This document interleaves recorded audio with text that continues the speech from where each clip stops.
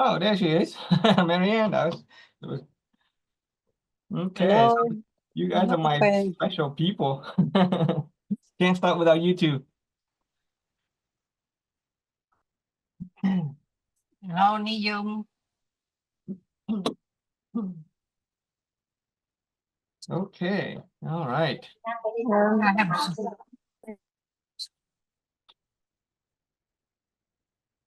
The virtue, what does the virtue mean, Fan? Is it like a character? Depends on the context. What do you want to ask? No, virtue of persistent. Virtue of what? Persistent. You know, like when you raise your child about being Okay. persistent. Okay. So what's the question?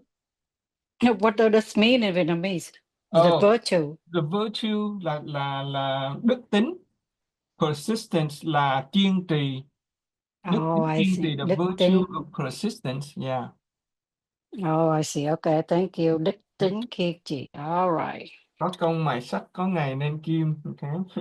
So a lot of virtue will make up a characters. Yeah, especially in our philosophy. Well, virtue is something that is more internal. Okay, character is something that other people can perceive. It is an outward expression of an internal set of virtue. We'll go into character and integrity later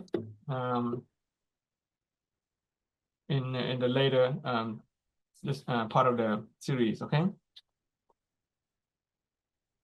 Okay. Does anybody remember anything from last year's from last week's sharing?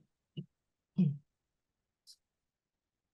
you remember the We talk about a lot about the magnanimity. Okay. Like we have 3 level: forgiveness, mercy, and tolerance. Okay. Yeah, that is Um, amazing. What do you let me see. So if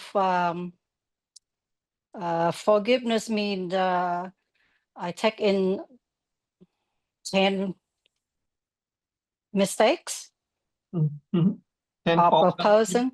Okay. Yeah, 10 faults. And then over time, it will reduce to like 6 or 7, something like that, Okay. right? But forgiveness, I still attach to the faults. So I just forgive them, so I save myself, Yeah. I save my insanities. But if they repeat again, oh man, how dare you? There you go. Repeat again. So I mean, like, I'm, like, again, forgive, getting mad and, like, how come you repeat the same mistake? I just forgive you. Now you did it again. So now we need to move to mercy. Um, I have to be merciful. That's mean I'll save myself in a way, but then it's also save the offender by not taking all the faults into myself. Maybe the tenfold, but over time it will be like maybe 5 or 4 or 5, something like that. So like I'm being compassionate. So I still like, okay, I forgive you, um, but there's no attachment when you talking about mercy. Oh no, mercy, there's still attachment. Oh, there's still attachment. You Oh, go I see. forgiveness, a lot of attachment. Mercy, a little less attachment. A merciful person is a person who can forgive many times, but they're still attached. They still see fault. Okay. And you go up, a tolerant person is to see less, they have even less attachment. They tend to overlook a lot of things in order to help the other person become a better person. To do Yeah, within a certain boundary, we tolerate some people within certain boundary, within limits, in order to help them pursue development, self-development. Okay, a tolerant person sees very little fault in another person. Somebody may commit 10 points worth of fault, and you only see maybe one or two, and over time it just kind of disappears. That's tolerant. It is So only. like you, Mhm. okay, so you like tolerance a child misbehaving, like If when yeah. a little one throw a tantrum, Mhm. you can like uh acknowledge that they are throwing a tantrum, but then you don't take the fault in at all, That would right? be magnanimity. Okay, magnanimity is a state of being so big and great of spirit that you don't even take in the fault. A child may throw a tantrum, and if you are a person of magnanimity, you will just tolerate it, or you just allow it to happen, and then you help the child, you help guide the child toward personal development. You don't punish them for it. Right, but then you would send them to the corner, right? Instead of what is it? Being, like đánh đòn á. Spank them or punish them. Yeah. That is Yeah, not instead of magnanimity. Okay, that's not magnanimity. That is the somewhere along the line of tolerance, mercy, or forgiveness. If we're focusing, first of all, principle of light, if we're focusing on the punishment, if we're focusing on the fault, then we're not applying the principle of light. right. So the example of a child um, being misbehaving, Mm-hmm. and as the parents, you tolerate them because you love them unconditionally, Okay. right? So now I just have to learn to apply to And adults. then, yeah, and then you, yeah. A child might throw a tantrum, and adult throw tantrums all the time. Oh yeah, right. If we react, first of all, when we talk about magnanimity, we talk about level 2, awareness and wisdom. Level 2, awareness and wisdom is about root cause of life begin with me. Okay, I don't blame other people. It takes a level 2 wisdom for a person to be magnanimous. Even if a child throws a tantrum, we say, root cause of life begin with me. Even if another adult throws tantrum, we say, root cause of life begins with me. And I'm the owner of my life. I'm the owner of this situation. I am the owner of the choices that have led to the outcome that I have today. And that is level 2 wisdom. That's why we talk about root cause of life begins with me, and I don't blame other people. Okay, so as soon as we start blaming other people, that's not even wisdom. That's, level basement. Right, but I mean, it's not easy to.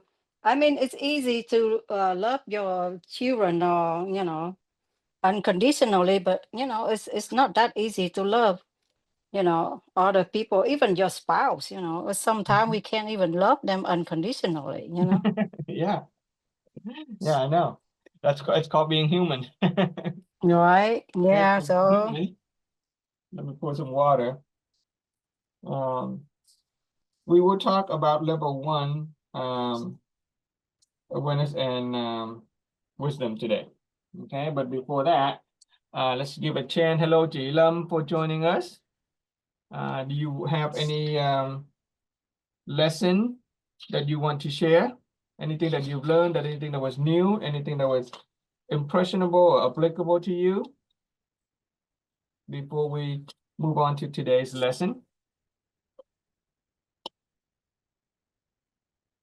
Okay, so she's probably busy. Okay, so we'll just get started on today's lesson.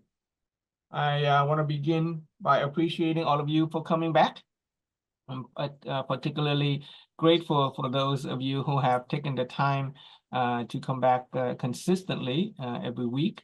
And for those of you who are able to turn on the camera and to share.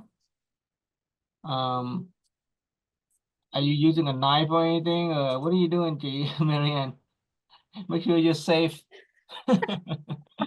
You look like you're cooking. Just make sure you're not doing anything unsafe. Okay. No, I'm not cooking. I'm sewing. Okay. Oh, okay. Okay. Great. Yeah, Great. Great. I'm Okay. still listening. Yeah. Okay. Um, so today, I would like to dedicate today's sharing not only to those of you who are here in the Zoom.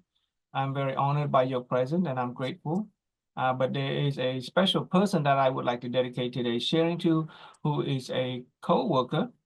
I have a co-worker and now a supervisor, a manager, who is interested in raising the level of acknowledgement and appreciation of the work environment. Okay, so she wants to see the people in the work environment be more appreciative of each other, and I have promised to make this sharing in such a way that can be informative, if not transformative, for her as well as those of you who are in the Zoom today. Okay.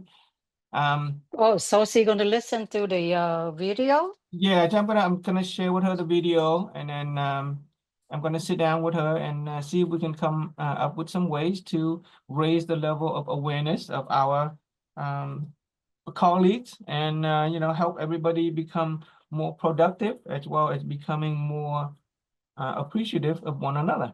Okay. So at my work day, we had this whole feedback system where the administrator will every quarter they will ask the employee for our feedback, and we give them feedback, and based on our feedback, they are very receptive of the feedback, and they are very responsive as well, and I'm very appreciative of the fact that they have instantly come back to us and responding to our feedback, and then wanting to work with us to improve the work environment. It's a wonderful place to be. The place I work is called Providence. It is a health system, a pretty big health system. I think 130,000 employees, including caregivers, administrators, doctors, nurses, and even custodial people. So a lot of people are being benefited by the values and the principles of the Providence organization. And I'm very happy to be able to contribute some value to that mission and vision. Okay, so with that in mind, Is he okay? Caucasian? I'm sorry. Is your boss Caucasian? I'm not gonna say that. No, okay, Yeah. okay. I'm just So yeah, wondering. if she's here, then yeah, we'll find out. But yeah. So Is he not here yet? no, she's not gonna be here. I will do the recording, and this recording is for her. Okay. So Oh, and I see. obviously for all of you guys. So yeah. I think So, no, it's just my, opinion. mhm. Can you invite her to your new section? I did. She's busy. She had other things to do. She has other classes to take during this exact time. So who knows? Hopefully in the future, we will be honored by her presence when she is available. Okay, I will definitely try to Wow. invite again. Yeah. I have a clear Yeah. picture that one day you will do this, which share this knowledge, to the, like into the meeting and share this knowledge to the whole workplace, eventually, to the, uh, not even your coworker, but, to a higher level, maybe the CEO, the doctor, the nurses, so that's why we, hopefully, the CEO not going to get shot again, Yeah. yeah, I don't have another, incident.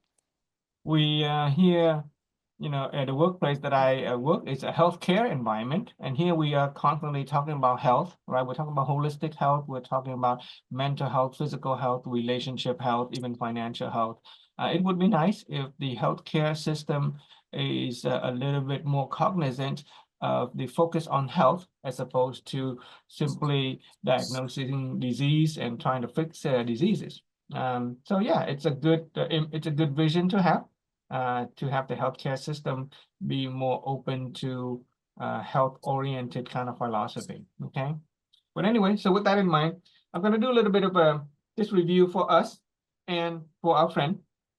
Okay. And it's going to be very, very brief review. For those of you who joining us for the first time, or you are viewing this recording for the first time, and if you have not been able to view some of the previous recording, we will do our best to make it understandable, because we did go through a whole 13 sessions so far. This is session number 14, and each of them has a sort of a layer, like a layer of an onion. We peel back in order to get to the core of the truth of health and happiness.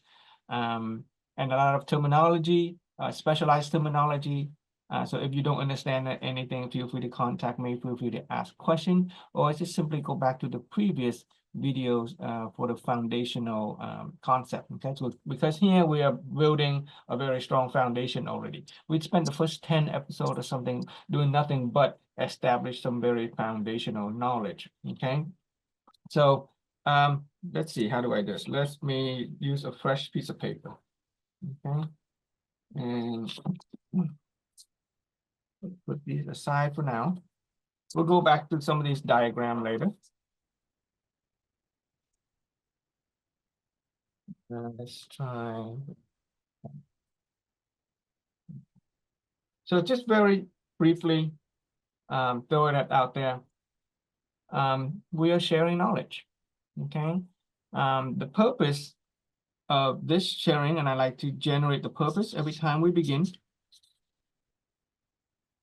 Every time we do something, it is a good idea to generate the purpose, to know clearly what you're doing and why you're doing it.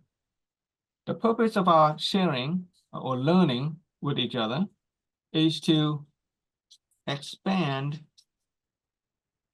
the inner awareness. Okay, we're learning to expand our own awareness. Awareness about people, about ourselves, about other things. What for? Okay, in order to create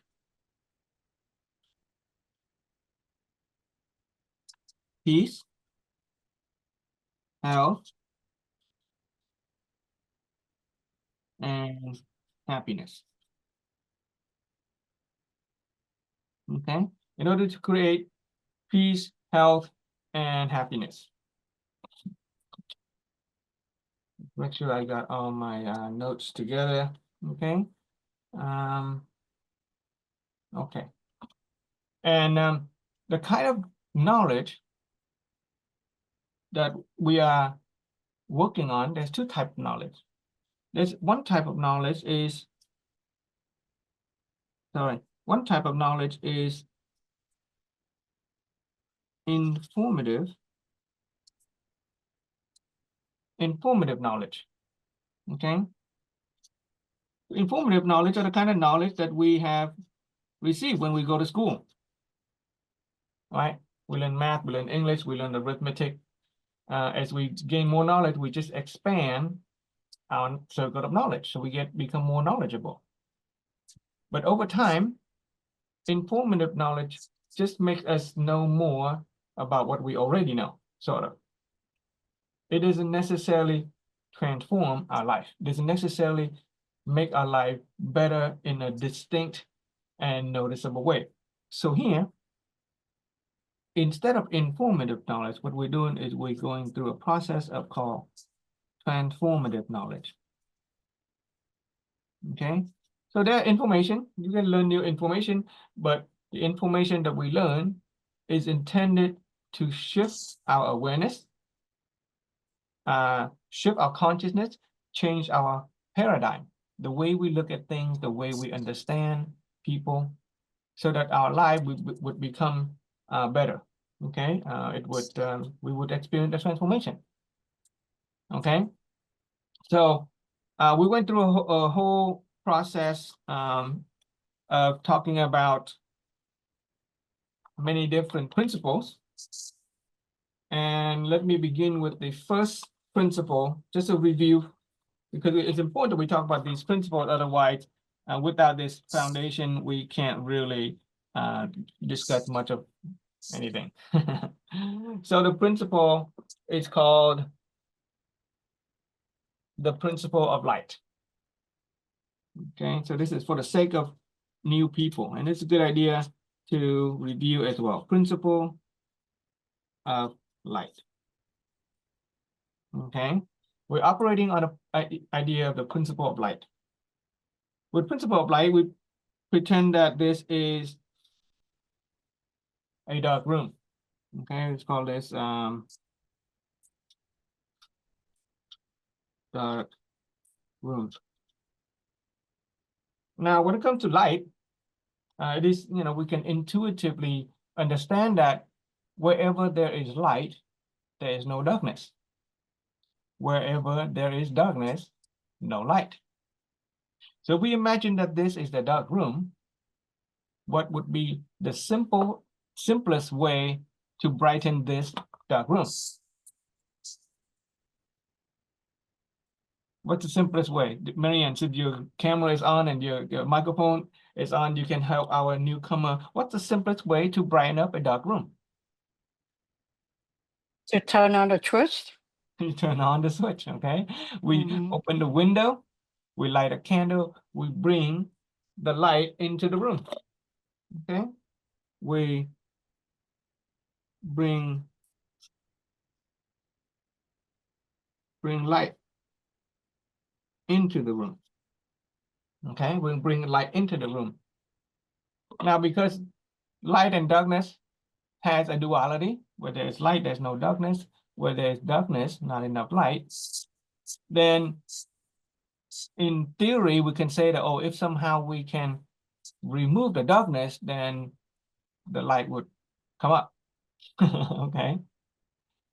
Yeah, but that's a hard work. But that's a hard work. You can't do that. Yeah, work smarter, not harder. Exactly. We cannot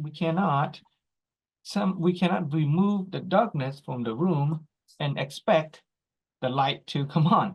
Okay, that would be a strange thing to do, to somehow remove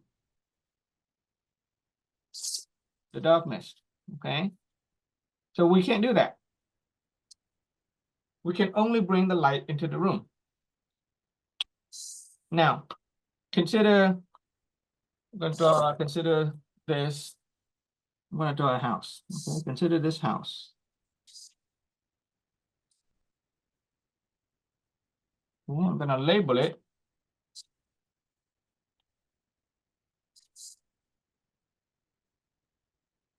inner being. Okay, on this side, I'm going to label it house.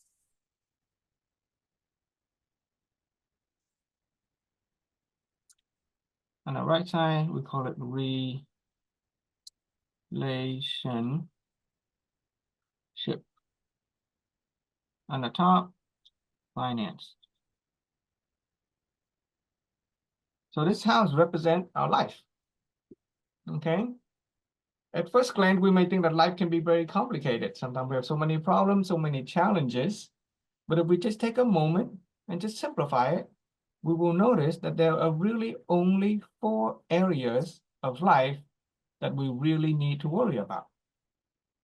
Our inner being, which is our mind, our emotion, our spirit, the thing that's going inside of us, our inner being. We have our health. We have physical health, we have mental health. We have relationship, which is our affinity with other people, right? Relationship with our co-worker, relationship with our parents and children, relationship with our friends and other people. And then we have our finance. Now, here's the thing. They are interrelated.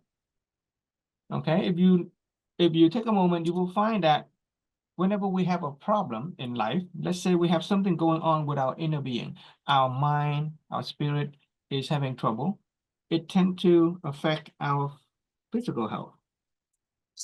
Right? Our inner being affects our physical health. If we're depressed, right? If we're depressed, our physical health will also go down. In the medical how do you say, in cardiology, I work in cardiology, which is heart health. If a person is depressed for a long time, their heart would get damaged. It's called the broken heart syndrome. Okay, it is a real medical diagnosis. If we are very sad for a very long time, if our inner being is in trouble, it will pull our physical health down. If our inner being is not well, if we are a person who is selfish, we are negative, we are pessimistic, we are angry, that's going to affect our relationship with other people, right? Nobody wants to be around a person who's angry and sad and pessimistic and all the time. If we, Yeah, when you cry by yourself. You there cry you go. alone. You cry alone, yeah. And if our inner being, our mental health, our spiritual health is not doing well, it's going to be very difficult for us to make money. So it affects our finance. Okay. Yeah, you can't even Yeah, get up in the morning to go to work. exactly.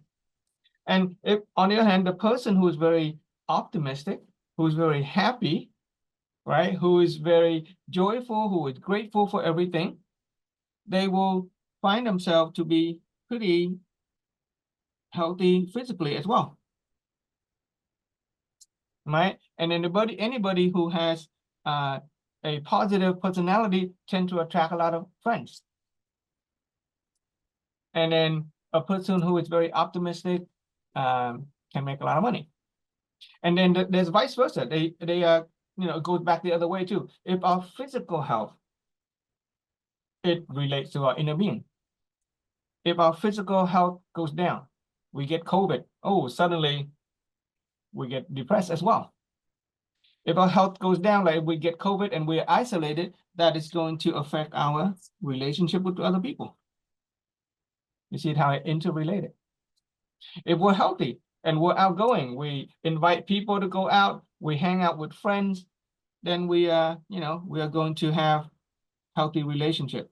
And vice versa, a person who is very interactive with other people, they have good relationship, they will also have good health. You notice that people who have a lot of friends, just kind of look around within our families and our co-worker, people who have good relationship tend to live longer than people who are very isolated. Okay. And I then, agree. hey, Ron, hi, Vidal. Oh, thanks for joining us. Yeah. Okay. Hello, hello, I'm Okay. Frank, and hello, everyone. Yes. So I'm doing, hi, Vidal. I'm doing a review for our newcomers. So we have some new friends today. Okay. I want to say Awesome. out. Yes, I'm thank you. What did he say? taking the time, and I'm Newcomers. also recording this video for a friend who will be viewing it later. Okay, so we're talking about the principle of light. We're talking about how our health has these dimensions that can simplify the way we look at our own life. Our inner being, our health, our relationship, and our finance, and interrelated. Yeah. A person who has really good finance, a rich person, right? A rich person, he has a lot of money. You can go on vacation. You can buy nutrition. You can afford doctor. You can afford good health, right? Good finance brings good health. A person who has a lot of money, people would like to be with them. They have a lot of good friends. They have good relationship.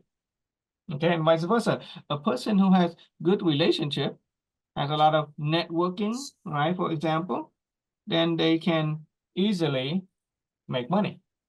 Right? Business opportunity opens up to them. Job referral opens up to them. So their relationship affects the finance. Okay, and obviously our health. If we have good health, then we can make money. Okay, we can go to work.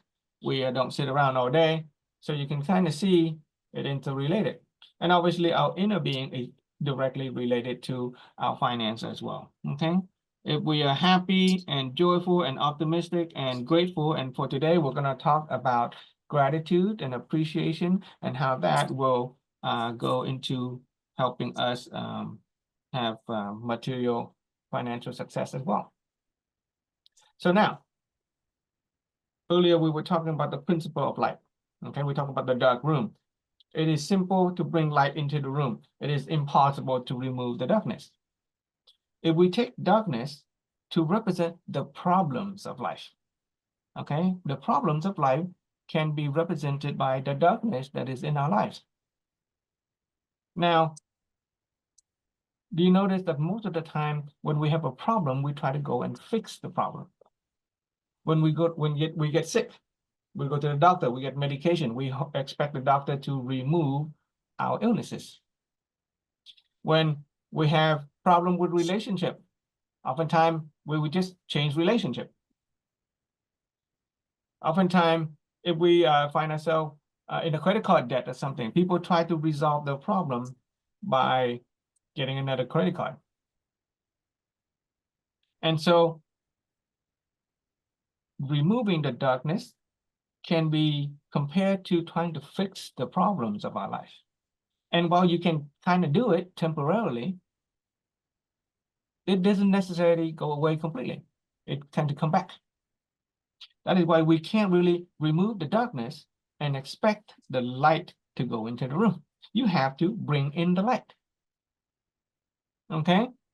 So when it comes to health, if we are ill and we are seeking the solution to illness, then all we're going to do is treat the illness, but we may never be healthy. The World Health Organization defines health as a state of complete mental, physical, and social well-being, and not merely the absence of disease or infirmity. In other words, a person who is healthy is a person who is not sick, right? If the light is in the room, then there's no darkness. But if a person who is not sick is not necessarily a healthy person, just because you're not sick doesn't mean that you won't get ill tomorrow. You know, because your immune system is low, for instance, right? If we get sick, we go to the doctor gives us a medication, we get over that illness. But if we don't make ourselves healthy, then we would easily get sick again. Until we understand what it means to bring light into the room in terms of health. When we make ourselves healthy, when the light is in the room, then there's no room for darkness. There's no room for illness to come into our life. Okay, you kind of get the idea of a principle of light. So the question is, how do we bring light into our life? How do we bring light into this house? Okay, and should I draw it again, or should I just show the old one? Let's just show the old one. Okay, no time to draw it again. Okay, so this is how we do it. I drew the house again. Okay, I labeled the bottom as our inner being, the left is our health, the right side is our relationship, the top is still our finance. So instead of fixing the problems of life, instead of fixing our health, instead of fixing the issues within our inner being, instead of fixing our relationship or fixing our financial problems, what we do is we light up 7 candles in our house. We bring the light into the house. And these candles have names. We light up the candle of wisdom. We light the candle of attitude. We light the candle of character, of integrity. We light the candle of capability, physique, which is physical health. And then we light the candle of material well-being. And when all the candles are lit up, our house is full of light. There is no room for illnesses or relationship trouble or financial trouble to come in. Okay, we do it all at once. And the way we do it is we use this idea, okay? The foundation of this house is your inner being, wisdom. Okay, and these two up here represent the roof. So we see the roof, we see the walls, and we see the foundation of the house. Have you known anybody who spent time working on their finance? Right, working a lot, make a lot of money. Okay, making a lot of money. But boom, the health gets in trouble. Stress, okay, high cholesterol, high diabetes, high blood pressure, heart failure. When the health goes down, so does the finance go down. A lot of times they have to use their money to fix the problem with the health. Okay, that is a person who tried to build a house from the roof down without paying attention to this wall, which is the health. What about the person who spend a lot of time working on their finance, right? Go to work, but don't spend time with building their relationship. Let's say there's a relationship with the spouse or the children. If this wall, which is the relation, falls down, so does their roof of finance fall down. In fact, half the time when you get divorced, right, a broken relationship, you will lose half your finance. Okay, half your fortune literally goes away when your relationship breaks down. And what happened to this house of our being if we have no wisdom? Okay, if our inner being falls apart, if we get depressed, if we get nervous breakdown, we tend to lose our health, we lose our relationship, we lose everything. And that is why our focusing is on the inner being. And for the first 10 sessions, all we talk about is wisdom. Once we light up the candle of wisdom, we can light up the candle of attitude and character. Eventually, we'll light up the candle of integrity, of capability, of physique, and then material well-being. It comes very naturally to a person who has great integrity, great character, and great attitude. Very little effort. We don't need to go and teach you how to make money. Money, it's going to come to you when you have all of these in place. Okay, so this is the principle of light. This is the house of our holistic health or holistic wealth, right? The idea is to become rich in wisdom, rich in attitude, rich in character, perfect integrity, okay? Rich in physique, capability, and material. Or you can say wealthy, healthy inner being, okay? Healthy body, healthy mind, healthy relationship, healthy finance. And that is the principle of light, and we are going to use it again and again and again. That is the foundation of all of our teachings and sharing. Okay. So next, so we've been talking about wisdom. Okay, so let's jump to wisdom.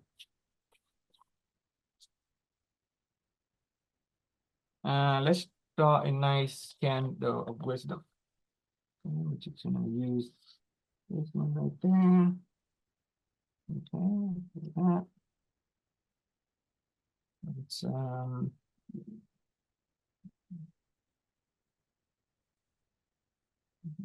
candle. Get a nice mental image of light and wisdom.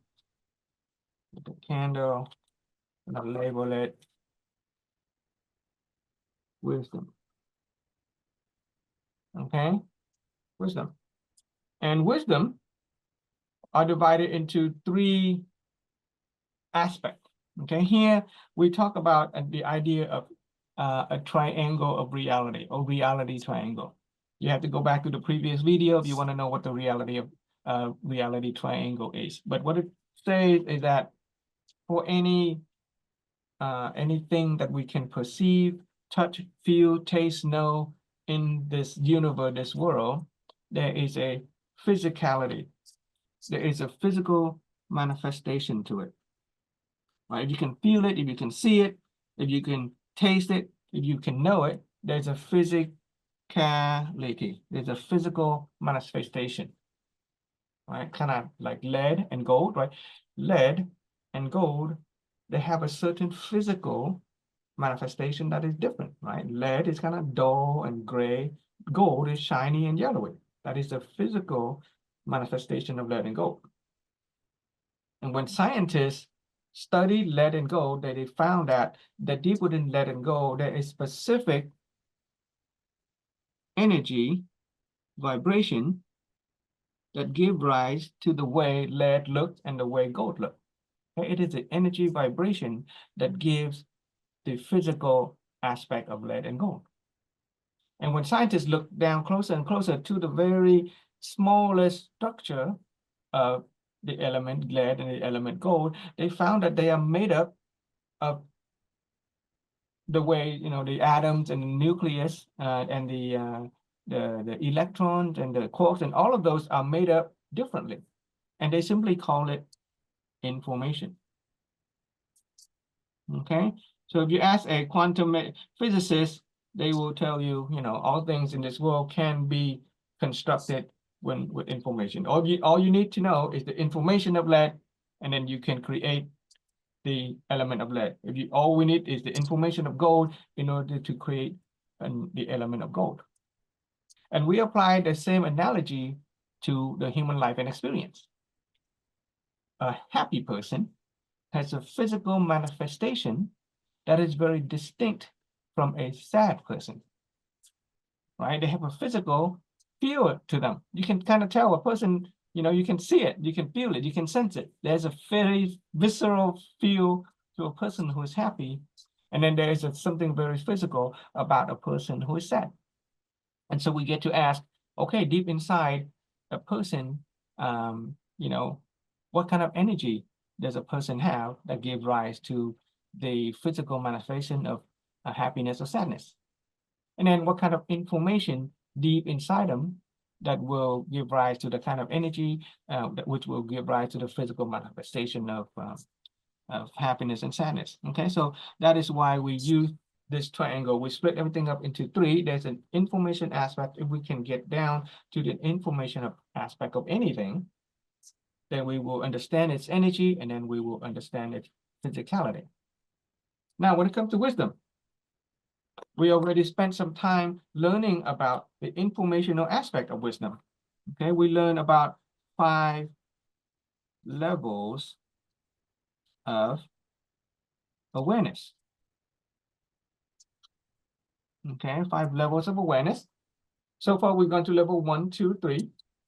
Okay, if you take some time to go back on the previous video, you will understand the different levels of awareness correspond to different levels of wisdom. Each of the level correspond to an energy level, right? Just like letting go, the information will give rise to an energy frequency. We talked about the energy of serenity, okay, which is inner peace. We talked about the energy of magnanimity, okay, which is last week. That is another level, energy level of wisdom. And today, we are going to talk about a concept called honoring gratitude.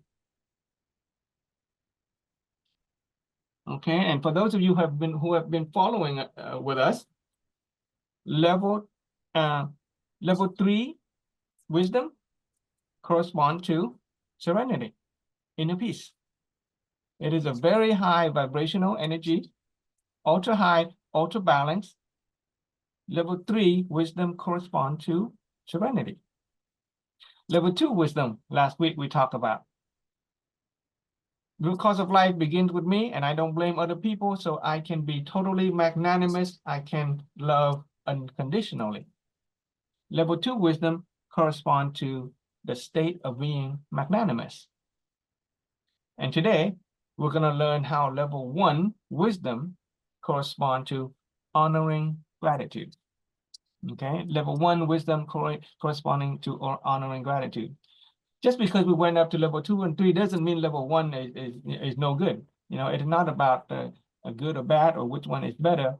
A person of wisdom is a person who is able to cycle through these levels of awareness, who is able to activate the energy frequency at appropriate time. When you got nothing better to do, just be at peace, serenity. Okay, when we meet people and they offend us, instead of becoming resentful and blaming, activate the energy of magnanimity. And when we are interacting with things and events and people in general, we can honor them and be grateful for them with the energy of honoring gratitude. And then I will just briefly write down the physicality, which is the physical manifestation of wisdom. Okay, it has to do with joy. Okay, simplicity. So these are the kind of things that you can feel and sense from a person who's wise. Right? A wise person can be joyful in a very simple way. No drama, no complexity. Okay, they can convey a sense of trust. Okay, you can trust a person, a wise person. Okay, And then there's something else. Đơn giản tin tưởng nhẹ nhàng. Trôi đơn giản vui vui vẻ đơn giản tin tưởng nhẹ nhàng. There's another one. That escaped my mind. Okay. Okay. The six question, what is the, does anybody remember the six golden word in action? The top four. Do it joyfully, do it simplicity, simply do it trust, lightness. There you go. Lightness is a physical manifestation of a person of wisdom. But today, we want to focus on honoring gratitude. Okay? You guys get the chance to write this down so far? Jenny, you done? Joyfully, justly, lightly, regularly, and wholeheartedly. Mm-hmm. Those the first four is a physical manifestation of wisdom. The last two, regularity and wholeheartedness, is, you know, it is the kind of quality that you want to apply when you're doing something. A wise person would do things joyfully. They do it simply. They do it simply. They do it trustingly. They do it lightly. They do it regularly, and they do it wholeheartedly. And life can be an ease. Okay. All right. Let's go to honoring gratitude. Okay, but before we go to honoring gratitude, let's make an important sort of how do you say, background, or so to speak. Okay, so let's talk about acknowledge. Let's do this. Acknowledge.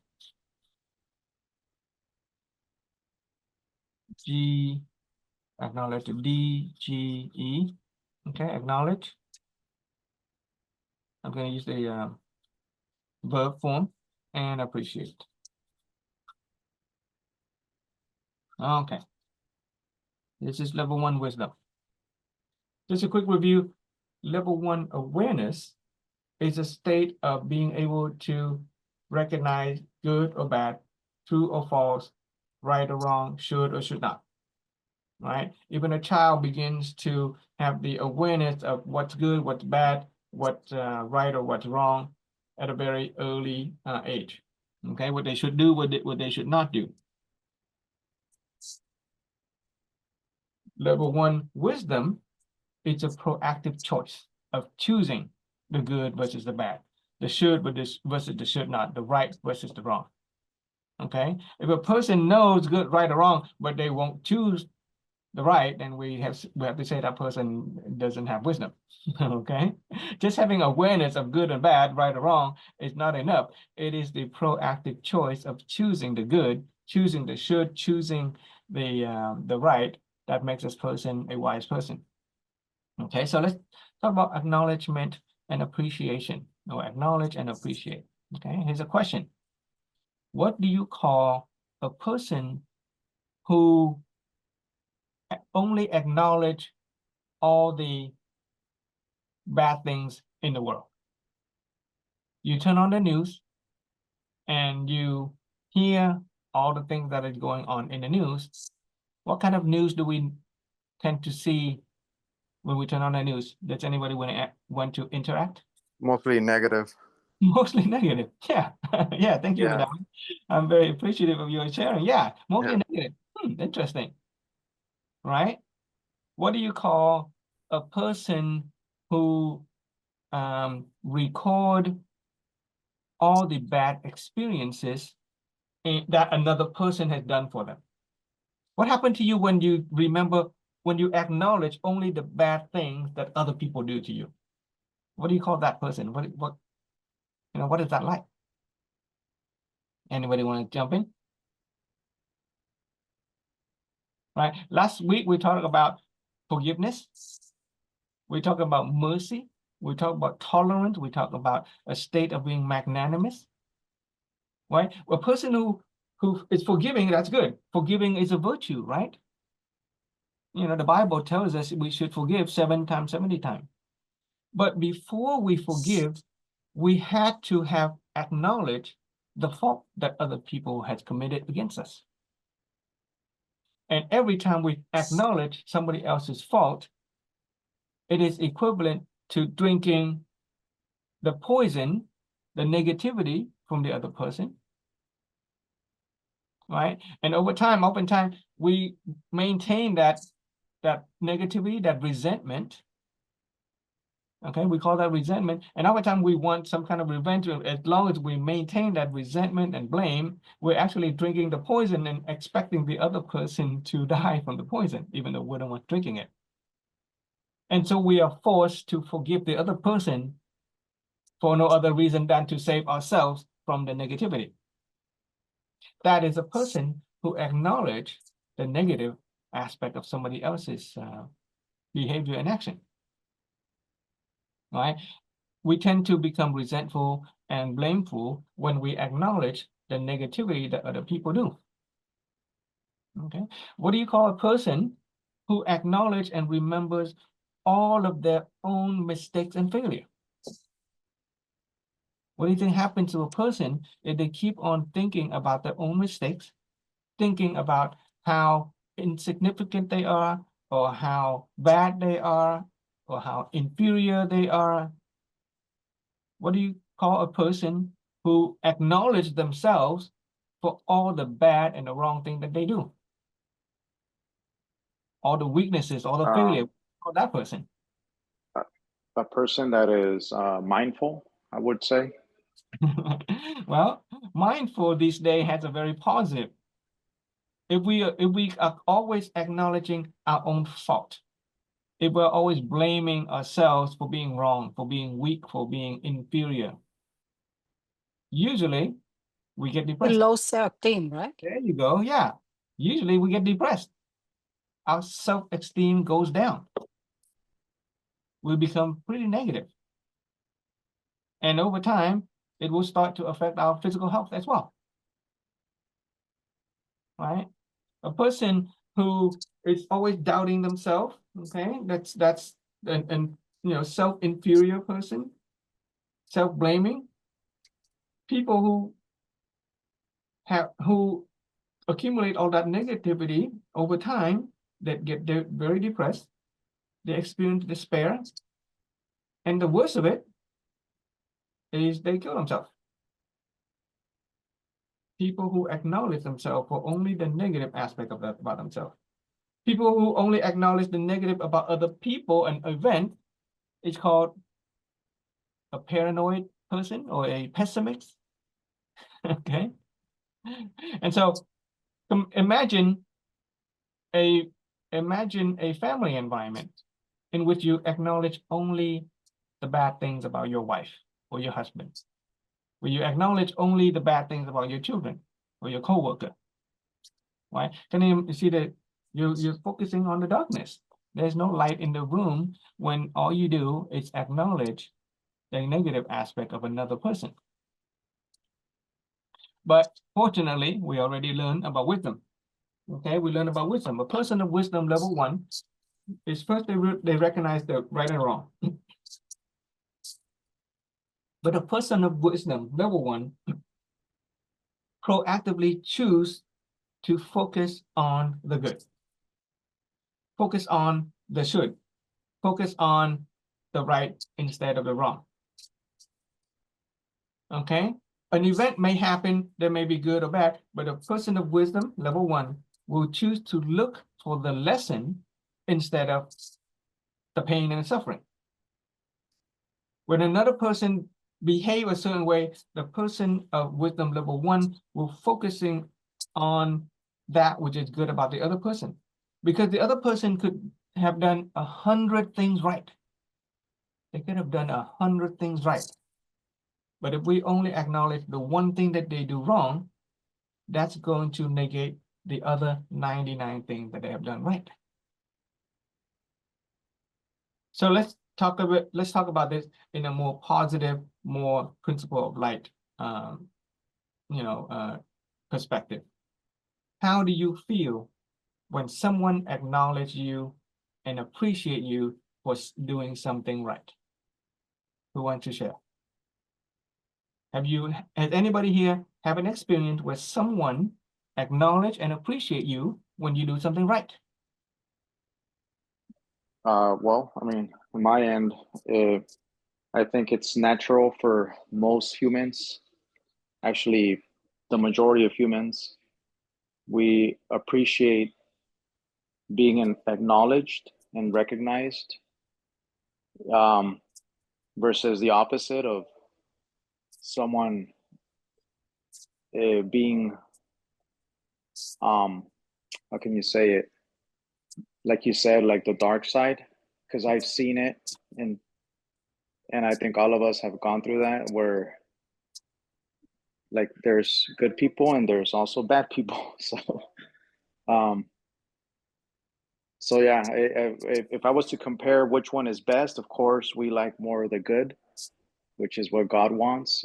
He wants goodness, and the devil wants the opposite, which is violence and um, uh, all the bad stuff. So yeah, Yeah. even So, even mentally, it also feels good too. Like in your heart, something in you feels good yeah, when someone is being good to you. yeah. It's also physically, it goes through your heart like something good. Whereas if someone is treating you bad, like you even get like a heartache Oh and yeah, like a exactly. body ache. Yeah, yeah. Yeah, So it's visceral. It is very visceral. You literally feel it in your body. yeah, Yeah. A person, as I said earlier, a person who is sad and depressed for a very long time eventually will get heart failure, and they can die from a heart failure from being sad all the time. On the other hand, a person who receives positive encouragement all day long, it's going to get that natural endorphin, that chemical, the feel-good chemical.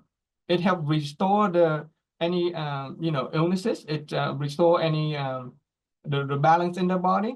It helps fight diseases, and they stay healthy for longer. So a person who's being infused with positivity throughout the day is going to experience a life of greater health and happiness than a person who is exposed to negativity all the time. And then, and the thing is, I said earlier, we may do 10 things right. Okay, we may do 10 things right.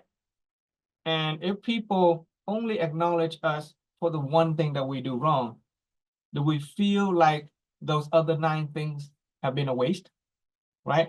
It has a way of negating all the good contribution that we have done for for another person, for our family, and for our organization. Right?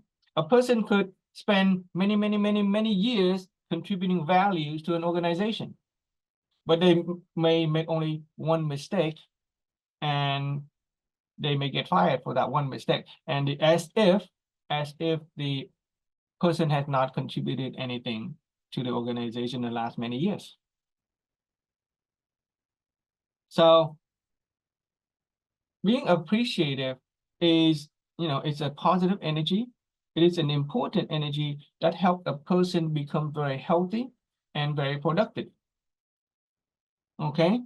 And with wisdom level 1, we already learned that using the principle of light, okay, if we don't turn on the light, which is acknowledgement and appreciation, then naturally the darkness will take over the world, the room, our life. If we forget to turn on the light, then it's going to be dark. So we have to always maintain the light of acknowledgement and appreciation with respect to ourselves and with respect to other people in our family and our our workplace. Okay. Let me check my note real quick. Okay. So I review the principle of light. The thing is, when we acknowledge someone for doing good, not only do we make them feel good in that moment, but it encourages them to do more good, to continue to continue that good behavior. Okay, so for those of you who are in a let's say in a management position, or even in a family, if we want our children or our co-worker to behave positively, what we want to do is spend the time looking to catch them doing right. Catch them when they are doing right and acknowledge them for doing right, because half the time they are doing right and they may not even they're not even sure if they're doing right, because they're so concerned about doing wrong. They're afraid of getting caught doing wrong that they're actually not focusing on doing right.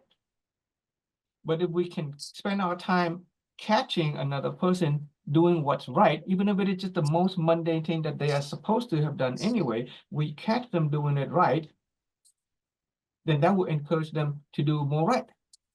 And when they are focusing on doing things right, things that are good, and they get acknowledged and appreciation for it, then they will not have time to do anything wrong. That's the beauty of the principle of light. It's especially very useful with children. Okay, here's an example. Let's say if a child is let's say they're playing video game on a phone or something like that, or watching a TV these days, all right, kids with the electronic, and if we catch our children, let's say with the phone next to their eyes, we think that is a bad behavior, that's going to hurt their eyes. So instead of saying, don't look at the phone so close, it'll hurt your eye, we should say, look at it farther away for greater eye health. If we tell them don't do something, yeah, at that moment they'll stop doing it, but they'll go back to doing it. But if we tell them to do something, we speak in terms of a positive reinforcement instead of a negative reinforcement. If we say positively what we want them to do, then they will continue to do it. At a pool, little children, and my mom has a pool, right? A swimming pool, and little kids will come over. And around the pool, little kids they tend to run around, and that's dangerous, right? When we see little kids running around the pool, we would, before we learn this, the principle of light, we would tell them, don't run. Do we not say, don't run? You'll fall and break your head. What happened when we say don't run? They'll just, okay, they'll don't run, and then later on they'll go back to running. Why? Because the mental images in their head is about running. They have no conception of what's right. They only know what's wrong and what, because running is wrong. So instead of telling them don't run, we simply say walk for safety. And when we say walk for safety, what we do is we program inside the child's head the positive message, walking for safety. And they don't have a conception of what not to do. They only have a conception of what they should do. Same thing with our children, or same thing with our co-worker or our employees. If we acknowledge them for doing things right, then they will know what the right thing to do. Okay, it's very simple. They could keep on doing the right thing, and they keep on doing the right thing, and they won't have time to do the thing wrong. But if we're focusing on the wrong, we call out what they do wrong, then now they have a very clear mental image of what's wrong. And the energy is gonna be a mix between negative and positive, and they may stop doing wrong for a short while, but the energy level won't go up, and then they may resume, committing the same fault again. Okay, so acknowledgement and appreciation is very powerful. If we acknowledge somebody for what they do right, they're gonna do more right. If we acknowledge somebody for something wrong, they're gonna continue to do the wrong thing. And then we appreciate them. Okay, the word appreciate has a powerful meaning. It means to value. When we appreciate somebody, we actually value them. We show them that we recognize their value. When I say I appreciate you, what I'm saying is that I recognize your value. In fact, if any in a sort of like in a accounting terminology, right? If we have an asset that appreciate, what does that mean? It rise in value, right? An asset that rise in value is called it appreciate. But if an asset that loses value, what do we call it? Depreciate. Okay? If anybody here ever filed business tax, we can file certain asset that depreciate over time. So by appreciating people, what you are doing is that you are enforcing that value. You are causing that person to rise in value over time. If we don't appreciate them, then naturally what happens? They will depreciate. Just like your car. Over time, it depreciates if we don't take care of it, okay?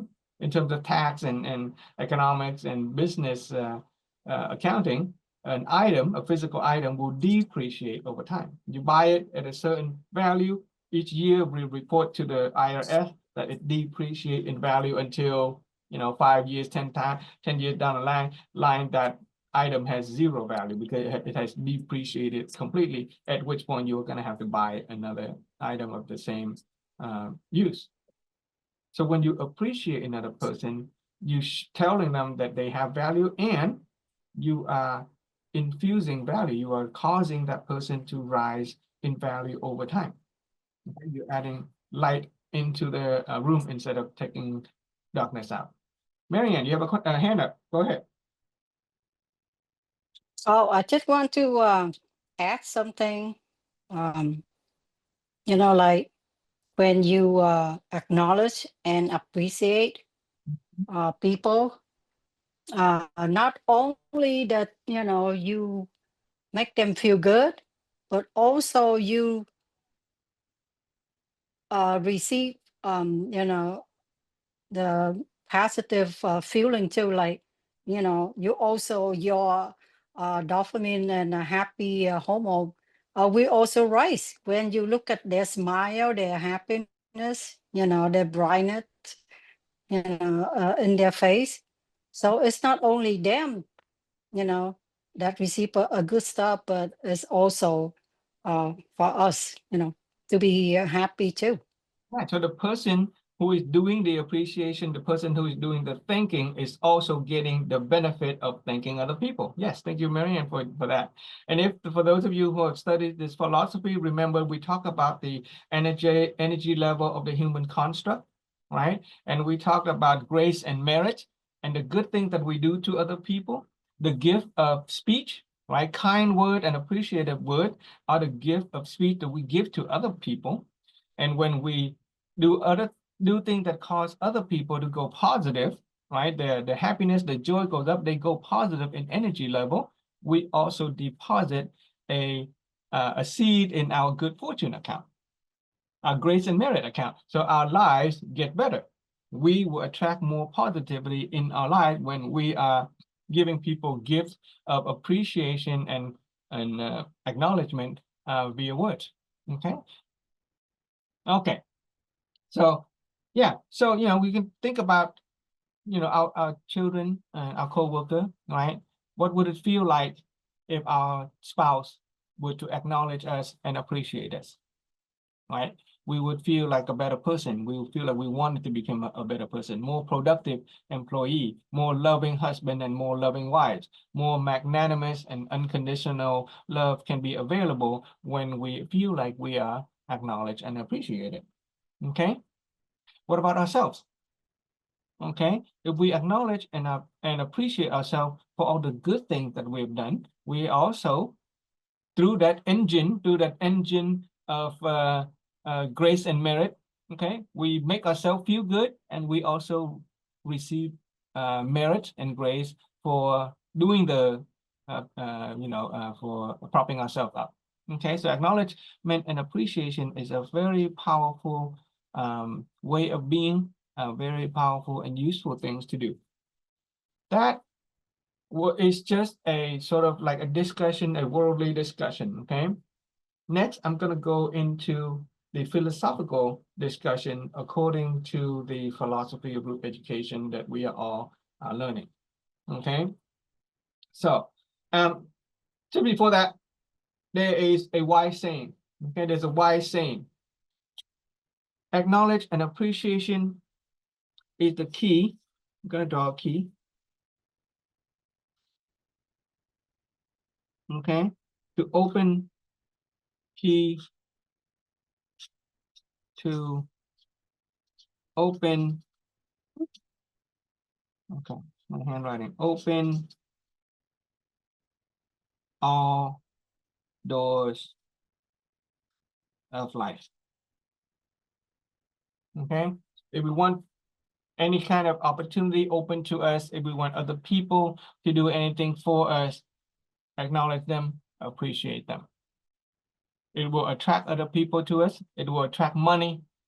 If we appreciate money, okay, if we acknowledge and appreciate money in a positive way, what do we do with it? We would take care of it. We would invest in it, and it will grow. Right? If we acknowledge and appreciate our children, we would make them feel good. We would invest in them, make them healthy, and they will grow. If we acknowledge and appreciate our health, we would invest in it, we will take care of it, and our health would get better. So appreciation and acknowledgement is really the key to open all doors of life. In fact, if we take a moment and look at our lives, wherever there is a lack of light in that area of life, right? Lack of light, if we have, let's say, in our health, where there's darkness in our health, that means we have dropped the key of acknowledgement and appreciation in that area of our life. If our health is in trouble, it is because we have not acknowledged our health and we have not appreciated our health. Therefore, we have not invested in our health and we have not taken care of our health. If our relationship is in trouble, guess what? We have just dropped the key of acknowledgement and appreciation in terms of our relationship. We did not invest in it. We did not take care of it. Therefore, our relationship is in trouble. Okay, our relationship could be with our spouse, our children, or our co-worker, our bosses, our business partner. Whenever a relationship is in trouble, it is because we have at some point we stop acknowledging the other person and we stop appreciating the other person. Okay, so acknowledgement and appreciation is the key to open all doors of life. So you can write that one down, and we'll go on to the official definition of honoring gratitude. Okay, we already talked about acknowledgement and appreciation. Now we're going to talk about honoring gratitude. And this is intentional. We are raising your energy level. We are raising your wisdom. So we're going to use the word, let me check, make sure I get my notes. Okay, so this one's done. Let's go to this one. Okay, honoring gratitude.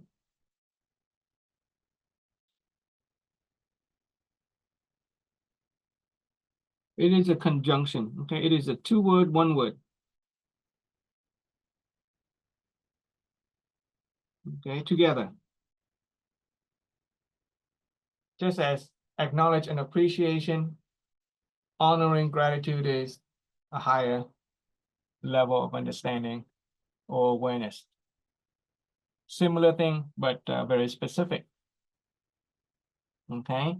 So I'm going to read to you our philosophical definition of honoring gratitude. Honoring gratitude is a state of being. Honoring gratitude is a state of being. Okay, state of being what? Honoring gratitude is a state of being touched and moved by some things, event, or people. Honoring gratitude is a state of being touched and moved by some things, events, or people. Okay, touched and moved by things, events, or people. Okay, do you guys get that? Honoring gratitude is a state of being touched and moved by things, events, or people. Next one. It is a state in which nothing is taken for granted. It is a state in which nothing is taken for granted.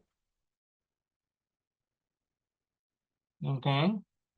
Honoring gratitude is a state of being touched and moved by things, events, or people. It is a state in which nothing is taken for granted. Next one. It is a state when we acknowledge the reasons for existence. It is the state when we acknowledge the reasons for existence. So there's acknowledgement in there, okay?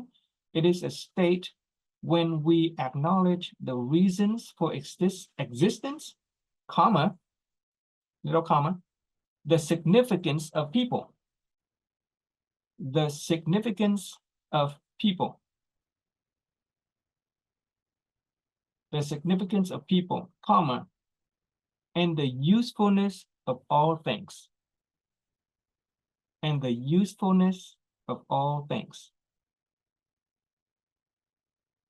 Okay, so I'll just read it again, the whole thing. Okay, honoring gratitude is a state of being touched and moved by things, events, or people. Period. It is a state in which nothing is taken for granted.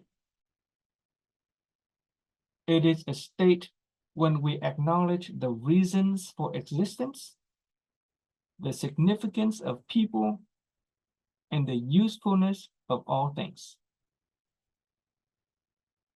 Okay, did you guys get a chance to write it all down? Let me know if you need me to repeat anything. So let's break that down a little bit. Okay. So I'm going to use it in the reality triangle. Honoring gratitude. Okay, let's put it in the triangle of reality.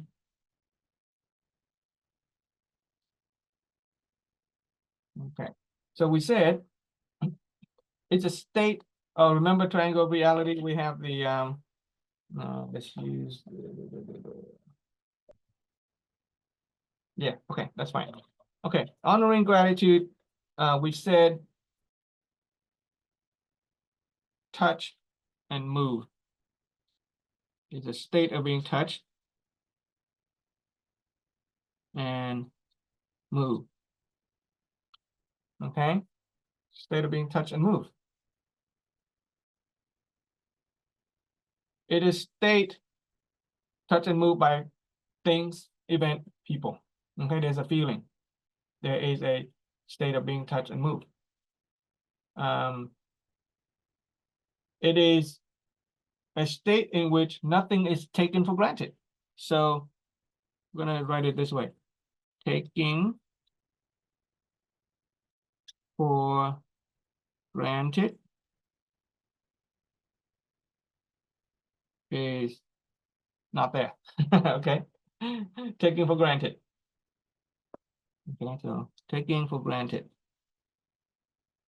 So nothing is taken for granted, or taking for granted is cease to exist. And the next one, it is a state when we acknowledge the reasons for existence. Reasons for existence. Okay.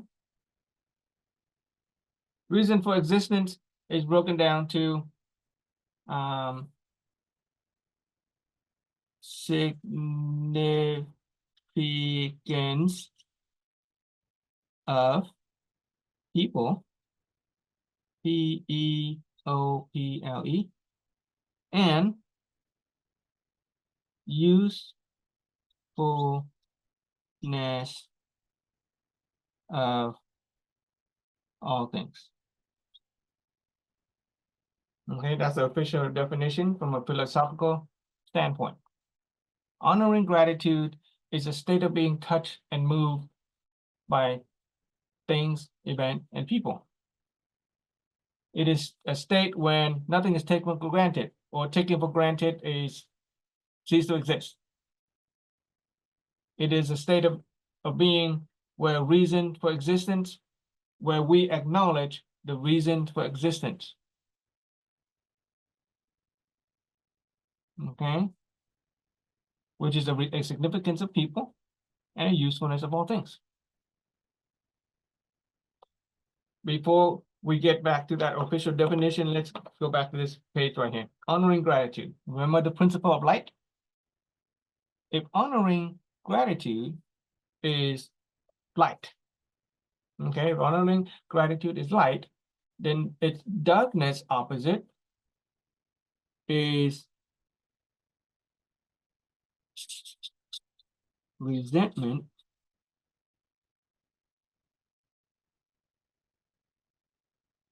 and resentment and blame.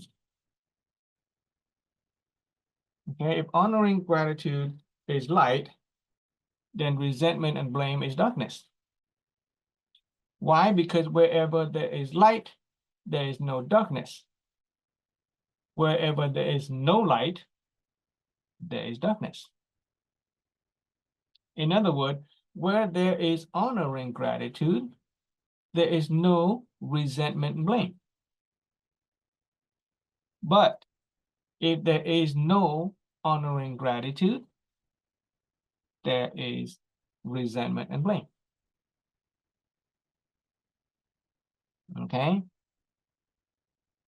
So let me put it another way. When honoring gratitude appears, resentment and blame disappear.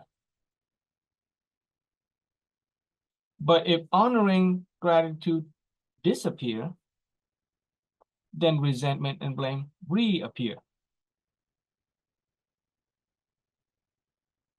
Okay? When honoring gratitude appear, resentment and blame disappear. When honoring gratitude disappear, resentment and blame reappear. Are you guys clear on that so far? Because the next part is important.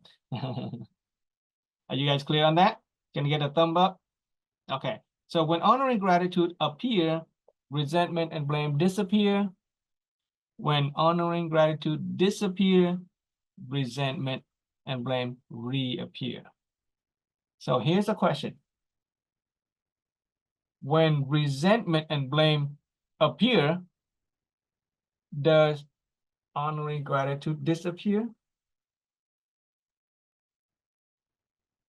When resentment and blame appear, does honoring gratitude disappear? No. No? Yeah. Does anybody say yes? So Islam says no. When the resentment blame appear, the When honor and gratitude disappear. When resentment and blame appear, does honoring gratitude disappear? Yes. You think when resentment and blame appear, honoring gratitude disappear? I'm Okay. sure. So principle of light. Okay, let's go back. Where's that principle of light picture? Hang on. The principle of light. Okay. Just now, where did my picture go? Okay. When you blame when the blame on someone, yeah. When the light comes in, the darkness goes away. All right. When the light turns off, the darkness appear. But my question was, when resentment and blame appear. So in other words, when darkness comes in, does the light go away?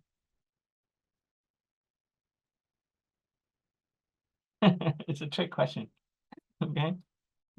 It's not, it is never the case that darkness comes in before the light goes away. You have light in the room. If the light turns off, then the darkness comes. That's easy to understand. But when you have light in the room, you never see darkness come in before the light go away. Maybe it's still there, but if the darkness It's there, exactly. that's It's there. enough, It's only big the enough.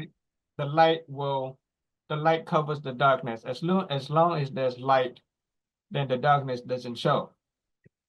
But you never see a mass of darkness come into the room before your candle blow out. Your candle will always go out before the darkness. So when I say when resentment and blame appear, it is the same as saying when darkness come in, then the light goes out. That's never the case. Okay, you never see darkness before the light goes out. The light always goes out, and then immediately after that, darkness comes in. Okay, don't worry about it. If it's confusing, that's just a little trick of logic to kind of wake you up. But here's another question. Okay, is honoring gratitude something that we have to acquire, or is something that we already have? Is honoring gratitude something that we have to learn or discover or acquire, or is honoring gratitude something that we already have? This is more relevant than the other trick question. Okay. I think we have to learn. You think we have to learn honoring Yeah, gratitude? easy to imitate the bad, but for the good, you have to really put in the effort to learn it. Okay. Anybody else have another opinion? Is honoring gratitude something that we already have, or is it something that we have to learn? We have to learn. Okay, you guys think we have to learn, okay? Let me ask you this. Think of the time when you were little and somebody gave you a toy or a gift and you felt very happy about it. Did you have to learn to be grateful for that gift, or did it just automatic? Right? As a child, when we receive some gift, maybe a birthday present, okay, maybe some money from Lunar New Year, Vietnamese New Year, or we get to go on a trip that we have always dreamed about. Did we have to learn to be appreciative, or did we just automatically feel very, where was that the definitions? Or do we just automatically feel, touch, and move by it? I think we feel happy though, but it's not necessary that The we state of appreciate it. and move. That is the definition of gratitude. We are so touch and move. Oftentimes, like a teddy bear or something, or a toy. We are so touched and moved by it. We are so happy by it that we would take it to bed and we would not part with it for a long time. And in fact, not only are we appreciative of the toy, we are also appreciative of the person who gave it to us. Right. So but it is only when the parents say, "Oh yeah, you have to say thank you." We never learn how to, appreciate or say thank you. We just happy accept the gift, right? Thank you. That has to do with just behavior of you expressing it, but you feel it at that moment. When we were a child, we already have that natural ability to appreciate the things that we receive that is beyond our desire and imagination. Okay, we go a little bit deeper. If we go a little bit deeper, the definition of being touched and moved is a state of being where we receive something that we did not expect to receive, or it is beyond our desire and ideation. Okay, we're referring back to the human construct. In human being, we have desire and we have ideation about things. when we receive things that is beyond our expectation, we feel touched and moved by it. Okay. Excuse me, touch and moved in Vietnamese we say cảm động. Yeah. Okay. Yeah. Cảm is to be touched, to feel. Động là dao động, it's a movement. Okay. You feel moved by it. Cảm động. Okay. Yeah. So let's say a person who has never received a gift before, you know, their relationship or whatever, nobody has ever celebrated their birthday. And one day they come home and their family members and their friends throw them a surprise party, sing happy birthday and give them a bunch of gifts. And you say, oh, you shouldn't have. Okay. We feel touched and moved by it. Some people come to tears. They will cry tears of happiness, tears of joy. They're so appreciative. They are so grateful for receiving the gift because the gift exceeded their expectation. Okay, when we are touched and moved by something, and that thing is something that exceed our expectation, then we experience what's called honoring gratitude. We experience a form of gratitude. Okay, now let's go back. So now that we established that honoring gratitude is something that we already have, it is. So the question is, you know, and when we don't have honoring gratitude, we start to resent and we start to blame. Okay, it is because a human being, we have what's called desire and ideation, or desire and imagination. We have a certain expectation, and we you know, we said it. How do we maintain this honoring gratitude without resentment and blame? Okay, we said that it is not possible for us to experience resentment and blame before honoring gratitude. So what is it that blow our candle of honoring gratitude? When honoring gratitude disappear, resentment will reappear. But when resentment and blame, it's not possible to have resentment and blame before honoring gratitude. Okay, it's principle of light. When the light goes out, darkness come in. But the darkness never come in before the light goes out. Okay, darkness never come in before the light goes out. So that is why we have this little, you know, discussion. It's a little difficult, but it's okay. So what happens to honoring gratitude that causes us to turn to resentment and blame? What happened that blows out the candle of honoring gratitude? So let me tell you a story, okay, about honoring gratitude. There's this generous young man. Each day when he goes out of work, he sees a beggar, and they give the beggar $2. Next day he goes to out of work. You know, he gets out of work, he gives the beggar $2. Each time he gives the beggar $2, the beggar says thank you. He's appreciative of it. Okay, so it goes on for a number of years. One day, this young man get out of work, and he sees the beggar, and he gives the beggar only $1. The beggar said, "Whoa, why only $1? You always give me $2. Why today only $1?" The young man said, "Well, I'm sorry, I am just getting married. I have a family. I have to pay for my new house. I have to pay for my wedding. I can only afford to give you $1. And the beggar, at that moment, slapped the young man in the face and said, "Your damn wife is the reason why I have lost $1 today."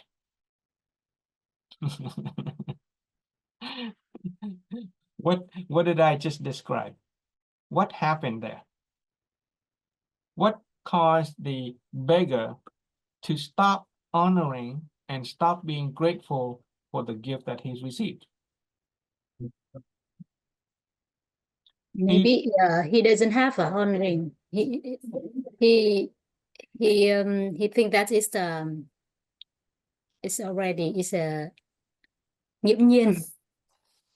Exactly. The Vietnamese word is hiển nhiên. The English word is, okay, taking for granted. À, Okay. taking for granted. Tiger took for granted that he would receive $2. His desire and his imagination gives him the expectation of $2. At first, he is very grateful. Second time, he's grateful. After a while, he started to take for granted the $2. So he continued to expect the $2, and his desire and ideation expand beyond the other person's ability to give. So when taking for granted appears, it blows out the candle of honoring gratitude. And then when the honoring gratitude is blown out, is now disappear, resentment would reappear. And that is how the human mind works. When we take for granted something, we drop the key of acknowledgement and appreciation, or we drop the key of honoring gratitude. And as soon as we drop the key of honoring gratitude, the darkness of resentment and blame would start to come in. Take a marriage relationship. When we first get married, we are very honored by the other person's every little act. We are very grateful for their presence. Right? We can't live without them. But after a while, we start taking for granted the other person. You're my wife, you're supposed to do this. You're my husband, I expect you to do that. It is our desire and ideation, it is our expectation that we take for granted from the other person. After a long while, we start to take for granted, we stop honoring, we stop being grateful, and if the other person does something that does not satisfy our desire and ideation, we start to blame them, we start to be resentful. Taking for granted. When a person first start a job, okay, they look for a job, they first get a job, they're very grateful for the job, very happy. They work very well, they try to do everything right. When they get paid, first paycheck, you celebrate, right? Many people, the first time they get paycheck, they'll call friends and family, celebrate, very grateful for the first paycheck. Feel very honored by having been appointed that position in the job. But that after a while, if they don't maintain the energy of honoring gratitude about their job, they start taking for granted, they start to expect the paycheck, for instance. And if take for some reason, let's say or they expect a bonus, right? Every so often a person would receive a bonus or a raise, a yearly raise. And because they take for granted those gifts that they have received, after a while, if the wage is late or if the raise is not as they expected, then resentment and blame come in. That is from the perspective of the employee. What about the perspective of the employer, the person who hired the employee? When we first hire the employee, we are very happy and we are very appreciative of the employee. We went through this whole hiring process. We found the perfect candidate. We are very happy. We take good care of the candidate. We compliment them. We acknowledge them. But after a while, we stop the honoring gratitude because we start taking for granted that the employee is supposed to be there to do their job. We no longer acknowledge the employee for doing what they do, as if it is they're supposed to do that. And because we start taking for granted the employee, we don't honor them. We are not grateful for their contribution. They may do 100 things right, but we take for granted those things that they do right. And if they do one thing wrong, we acknowledge them for what they do wrong. essentially negating all that they've done right.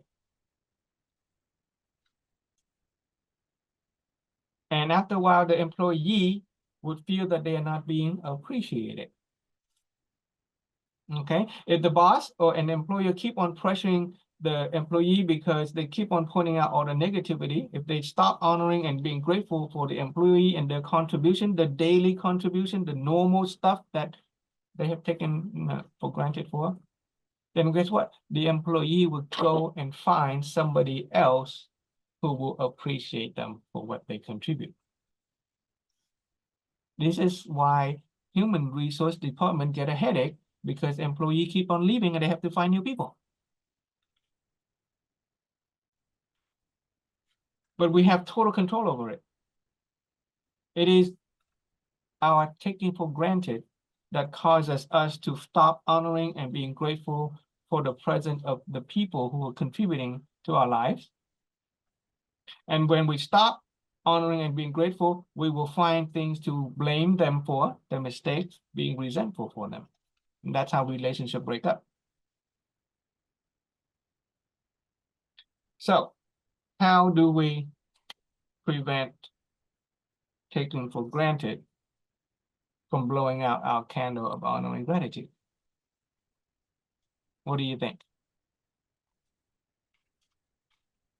Any idea? How do we maintain the candle, the light of honor and gratitude? Don't blame on anyone. Don't blame is a negative statement. It is trying to remove the darkness. So don't blame. Appreciate for everything. Appreciate. For everything. And we say thank you. Give. Yeah, you appreciate them, but after a long while, if we've already taken for granted, sometimes it's going to be hard to appreciate people, right? Because we've been taking for granted for a long time. It's kind of hard to appreciate somebody if we are being sort of overwhelmed by this cold wind of taking for granted to blow out the candle. So what we need to do is that we need to reignite the light with this.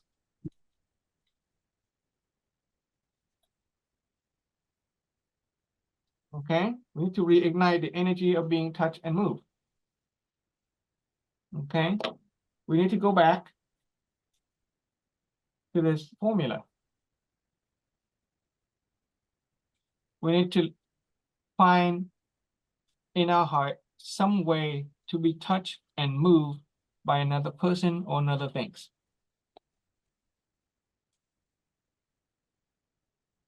Come back to the realization that we may have received something that we may not have deserved to receive it in the first place. If we hire an employee, realize that that employee could have chose another company to work for. That employee could have contributed value to our competitor. But no, that employee chose to contribute value to our company. And we should be touched and moved by it. When somebody gives us a gift, okay, realize that, oh wow, that person didn't have to give us a gift, but they did it anyway. And so we are touched and moved by it. And so we go back and we look at each day, if we are living in a spousal relationship or we have children, okay? Look at every little thing that our spouse has done for us and see if we can come to that state of being touched and moved by it. And if we cannot feel it, then at least, then you can look, well, you can look for this, the reason for existence and the significance of people. Right? We have a spouse, that spouse could have chosen anybody else, but they chose us. Okay, if we have lived with a spouse for X number of years, they could have left earlier, but no, they chose to live up to this day, even if they may not be totally happy, or even if we have not been totally happy with them. Maybe they put up with us this long and we can feel, touch, and move by it. The other way is to look at the reason for existence. Okay, there is significance of people and the usefulness of things. Let's start with the usefulness of things. Okay, honoring gratitude with stuff. Take a look at this pen. Okay, if I realize the reason for the existence of this pen or this marker, I realize that, oh, this pen, the reason for existence, its usefulness is to help me write. Its ability to help me write give me a chance to share this information with you,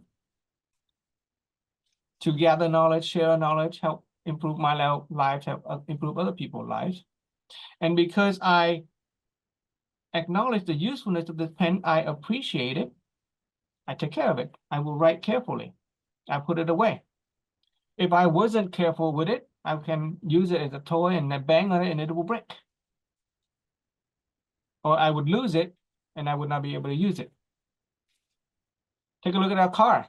Right? Most of us have our car or our scooter when we drive around.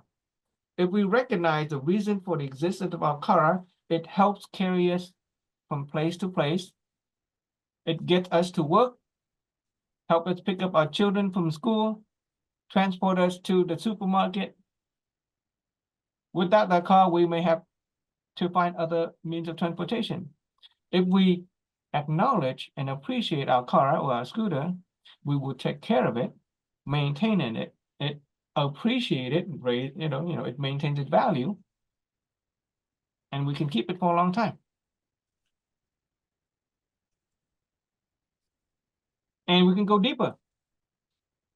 If it is this pen, it is not just this pen that is disconnected everything else. This pen is connected with a bunch of people. This pen had to have been built by some people. Somebody designed it, somebody created the ink, somebody manufactured the shape, somebody had to have produced this thing, somebody had to ship it, somebody had to market it, somebody had to put it on the shelf, someone had to sell it to us. Somebody had to invent plastic, discovered plastic. Plastic came from petroleum, which is oil, which came from the earth. Without the earth, we would not have petroleum, we would not have oil, we would not have plastic, we would not have this pen. So using this pen, I can appreciate the earth. What about the dinner at home?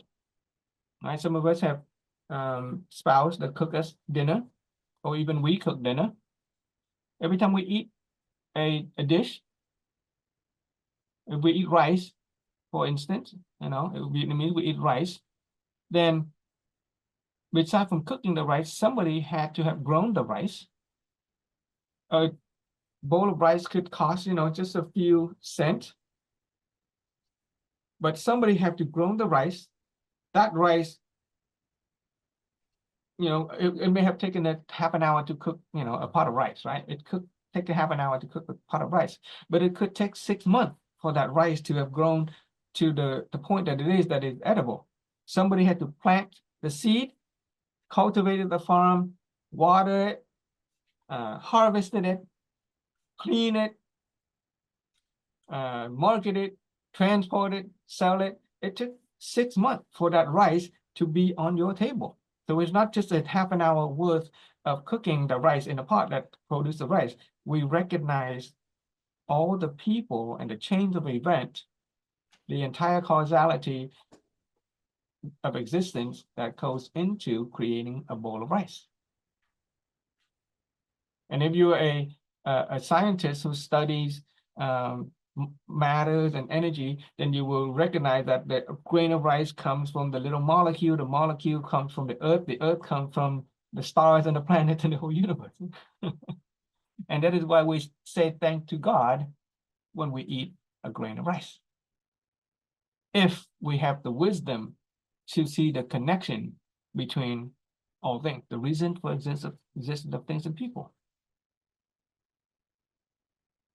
Right? So if we can be touched and moved by something or someone. I hope that by sharing this, right, the next time we sit down and we eat something.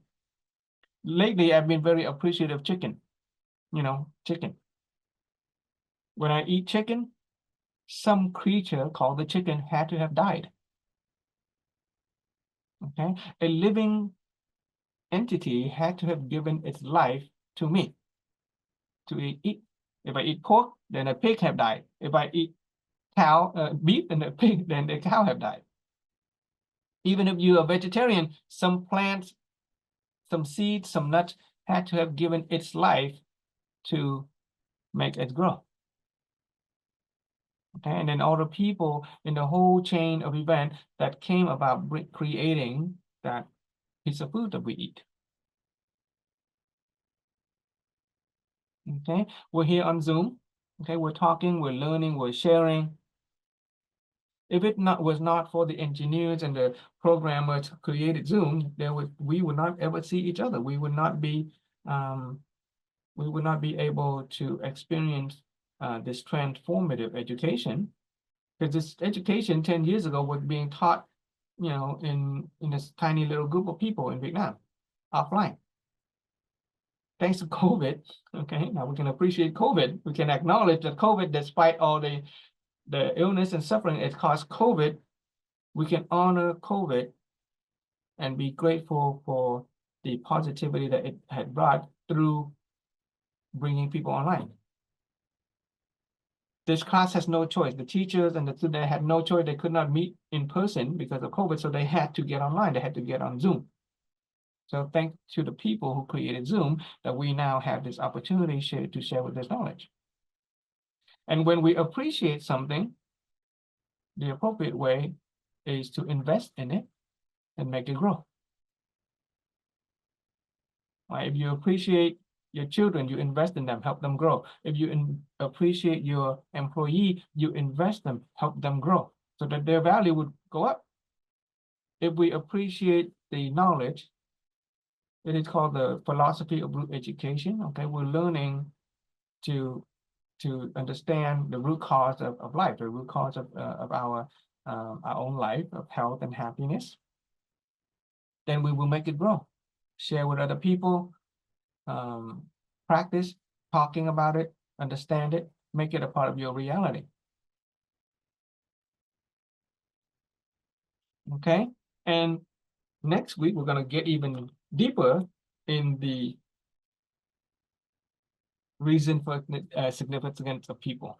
Okay, we're going to talk about 9 types of people that we need to recognize, how to treat them, how to keep them, how to become them.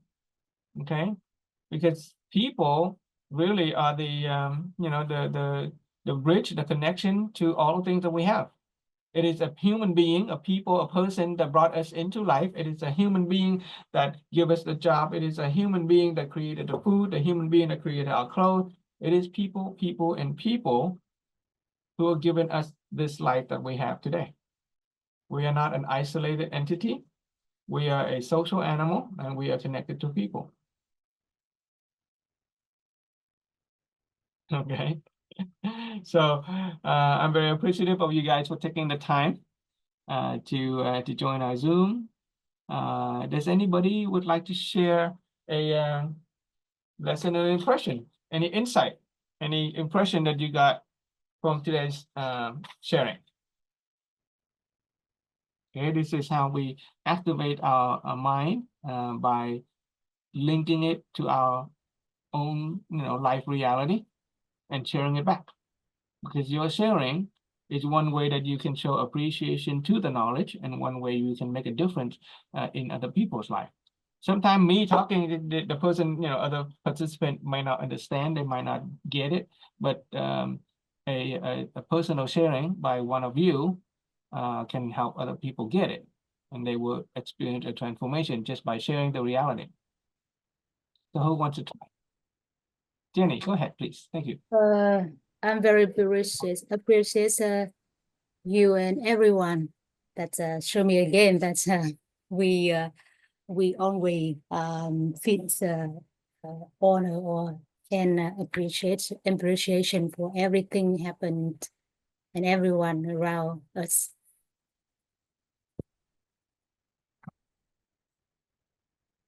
Okay, yeah, thank you, chị Lâm. Jenny, you had your hand on? Thank you, Mr. Vương and everyone. Oh, I can't hear you. Can you hear me? A little bit better now, but Can you hear me now? yeah, okay, great. Thank you. Actually today, I'm not good because of my I have migraine. Mm. I have headache. But this lesson inspired me. I will tell you about my story. Before my feelings is about only negative. I suffer and cry a lot, and always overthinking about bad things will happen in my future. So I had no light in my head until one day I listened to one of videos. I don't remember exactly who it is. So, but I realized something important to change my mind. That if I also if I want to have new result, I had to change new way about thinking, about knowledge, just change my views about everything. So if I focus on negative things, everything happen the same. If I choose to be positive things about my mind, about my words, my actions, that I will attract the same, that positive people, positive situation, yeah, it's better. So why not? I start to refresh myself and focus on my study, and every situation. I believe that always have two sides, negative and positive, and I have the power to choose to be a negative or positive. So of course I choose a positive and follow my decision. And every day a little, I listen the meditation words. If I grateful for everything I have, I will be happy. Yes, nothing is how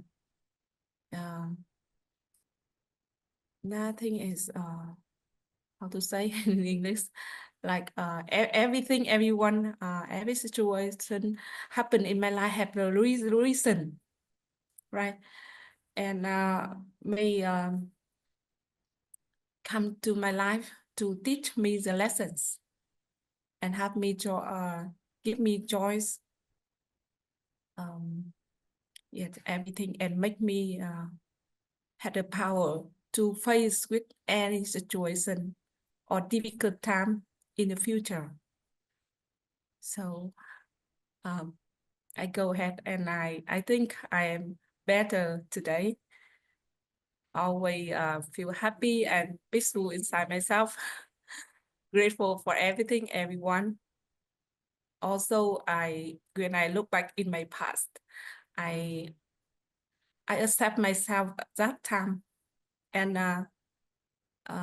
talk with myself with a positive mindset that I was brave and I won.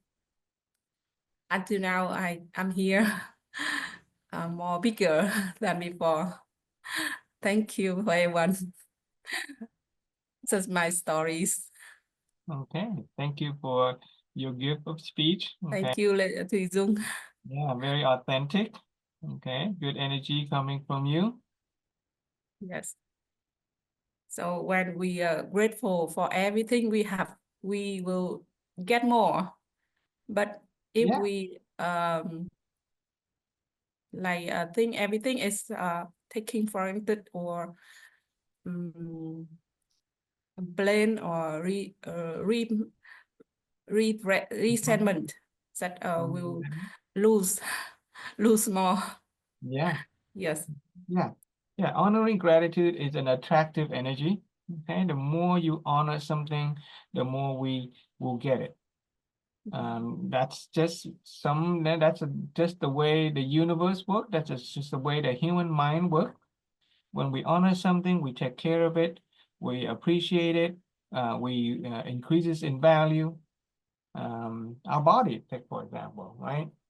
I used to not care about my body. I used to take my body for granted. Okay, I used to take my body for granted. I, I take my mind for granted. It wasn't really my mind that I was taking for granted. Okay, I let all kinds of crap get into my mind, all the negative thoughts, all the resentment and blame, all the uh, unfavorable source concept that gets into my mind. And as a result, I experienced depression and anxiety. Okay, I had to take medication for depression for over 20 years. Okay, and once I started realizing that it is the lack of appreciation for my own mind that was the cause of the negativity and the illnesses that I was suffering, I started to kind of turn around. I started looking for self-improvement courses, how to transform. Right? Instead of informative, I look for transformative education, and slowly and day by day, I started taking care of my mind. I started meditating, okay, taking care of my mind, started focusing on positivity. And after a while, I was able to stop taking the medication for the mental health problems. And I feel like I'm getting better in terms of mental health. Okay, it's the same thing with my body, my physical health. When I had taken my body for granted, I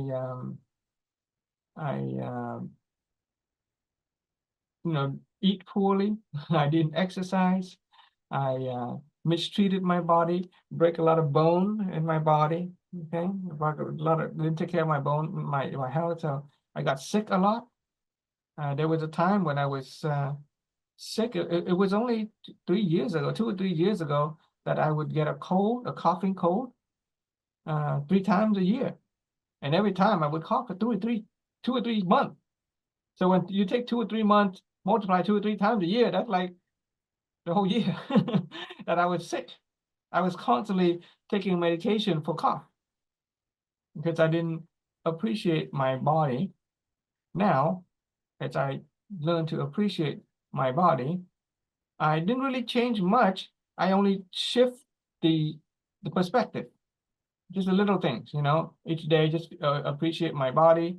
I meditate, I drink warm water, I stay warm, I maintain balance with respect to my mind and my body. And I haven't really been sick for the last year and a half, 2 years. So I definitely not taking my body for granted anymore. I have diabetes, and I'm using my energy meditation practice to strengthen my pancreas. Every time I eat, I kind of have a little talk with my digestive system. I'm like, okay, we're eating. Let's work together to digest this properly. Creating a positive relationship with myself. Whereas before, I just kind of eat, oftentimes out of resentment and a lot of things. So. And it's the same thing with my wife and my children. Okay, when my son was younger, I had taken him for granted. So I was easily resentful and blameful whenever he misbehaved. When he says something that I don't agree with, I would punish him. Poor kid, he gets to get punished. He didn't know anything. But now I'm learning to take my son for granted. I look at him as a gift. Every time I look at him, I feel a lot of love for him. I no more taking for granted. And I can't remember the last time that I punished my son anymore. It's been, 2 years, I guess, because since I started studying the philosophy of education, I stopped punishing my son. I feel like my relationship with my son has improved. He and I are pretty tight. So, and definitely with my mother too. Okay. For a long time, I may have shared with you a story of how I was resentful and blameful to my parents, especially during my teenage year when I felt like they didn't understand me and all that. And I had a sort of a cold relationship with my parent. I didn't really speak to them, didn't really connect with them, because I had taken for granted the love and care that my parent had given to me.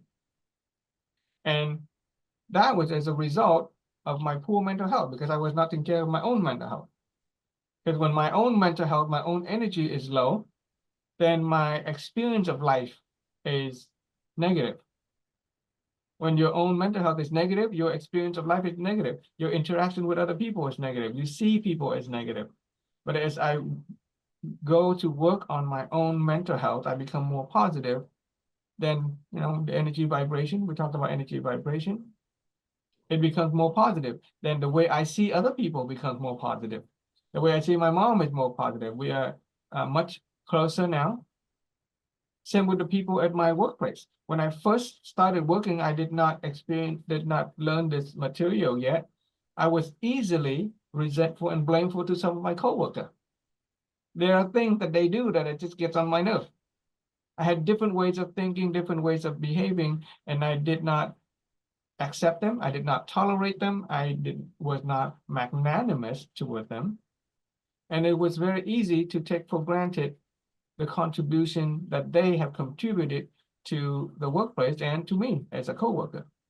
But once I started learning honoring gratitude, it makes it easy for me to be touched and moved by some of the things that my coworker does. I no longer look at the things that they do that I consider wrong. I just focus on what they do that I think that are great. And as a result, my relationship with my coworker has improved as well.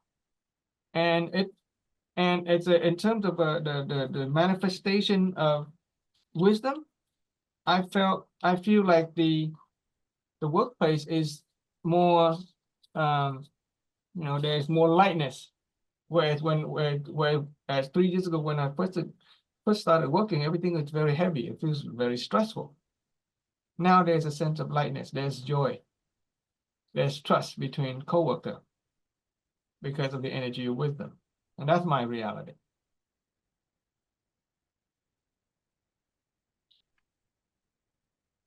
Anybody Thank you for sharing. Yeah. I'm very I'm grateful for your sharing today, and I'm very touched and moved by this knowledge, too.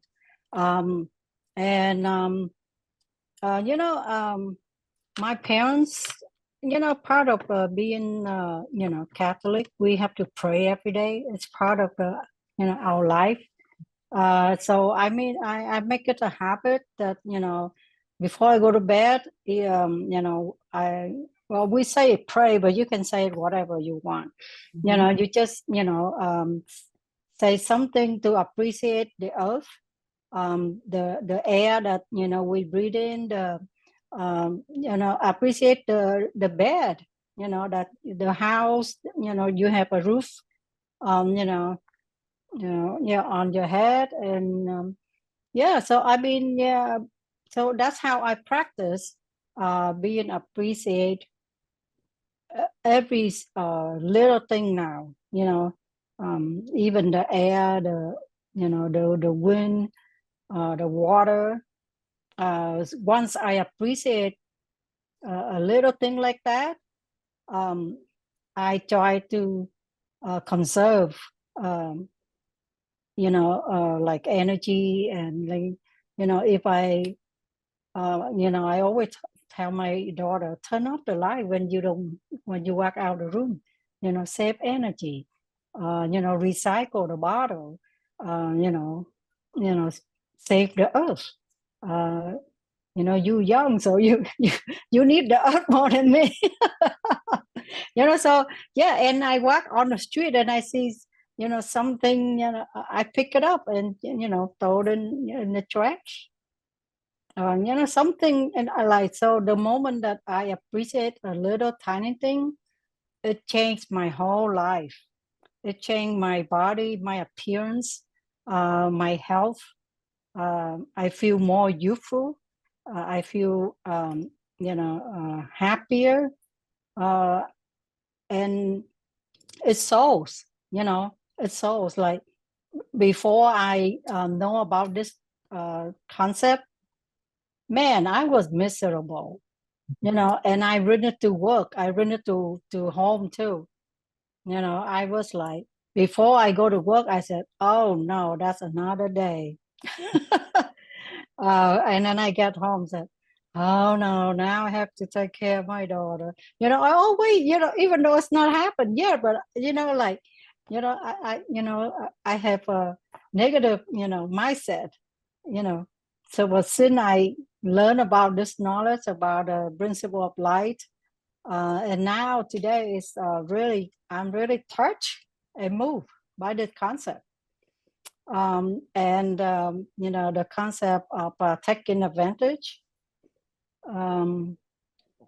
Taking So for granted.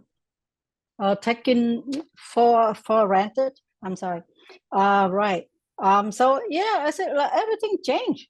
Everything changed. I bring it to work. I bring it to home. I bring it to everywhere I go. Everywhere, even at work, people are. I wake up. I said, "Oh, thanks God that I still alive. I still breathe. I still, have another beautiful day." And before I go to bed, again, thanks God for being safe. I'm still, my body and everything to attach. I'm still, healthy.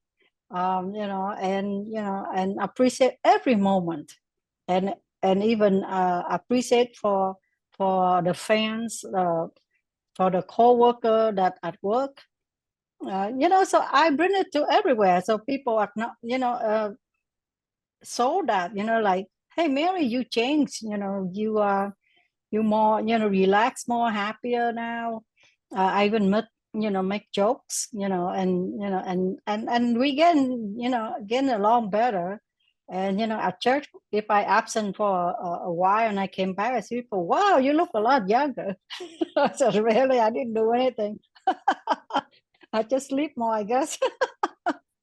Yeah. So yeah, that's I really appreciate for this concepts. And one of my goal is to join Mentor 7, and one of my goal is to spread this concept to as many as people. But at first, I have to work on myself first, so I can abstract. So I have to abstract them before I can, show them, or share this knowledge to them. So I really appreciate, everything in life. Appreciate you, Frank. Now you're going to be my what is it?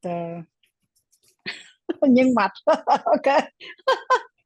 We learn that next week, right? How to say it in English, the word. Okay. All right. So yeah, appreciate everybody in the Zoom. Give me an opportunity to say. Sometimes I don't even know what I'm talking about. I'm lost. All right. Thank you so much. Have a good evening. Are you in the mentor with the preparation group? 7. Ứng tuyển mental with 7. Oh, when I click the link, it's nothing.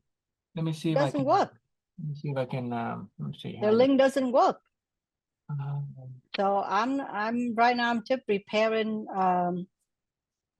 physically.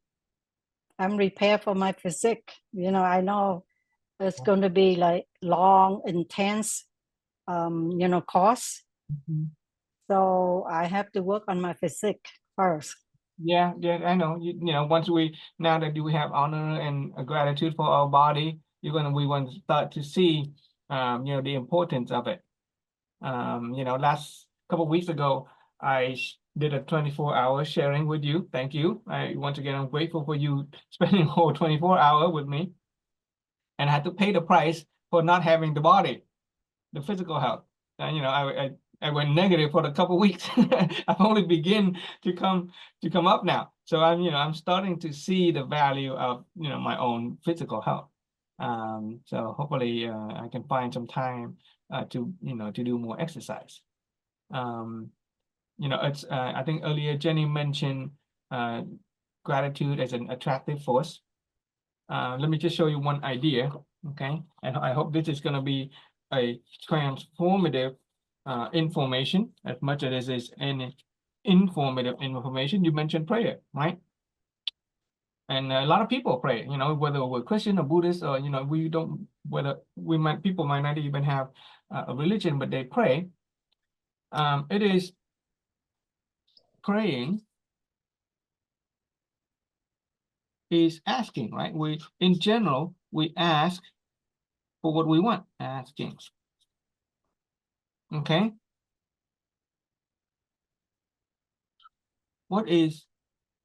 How do we get what we actually ask?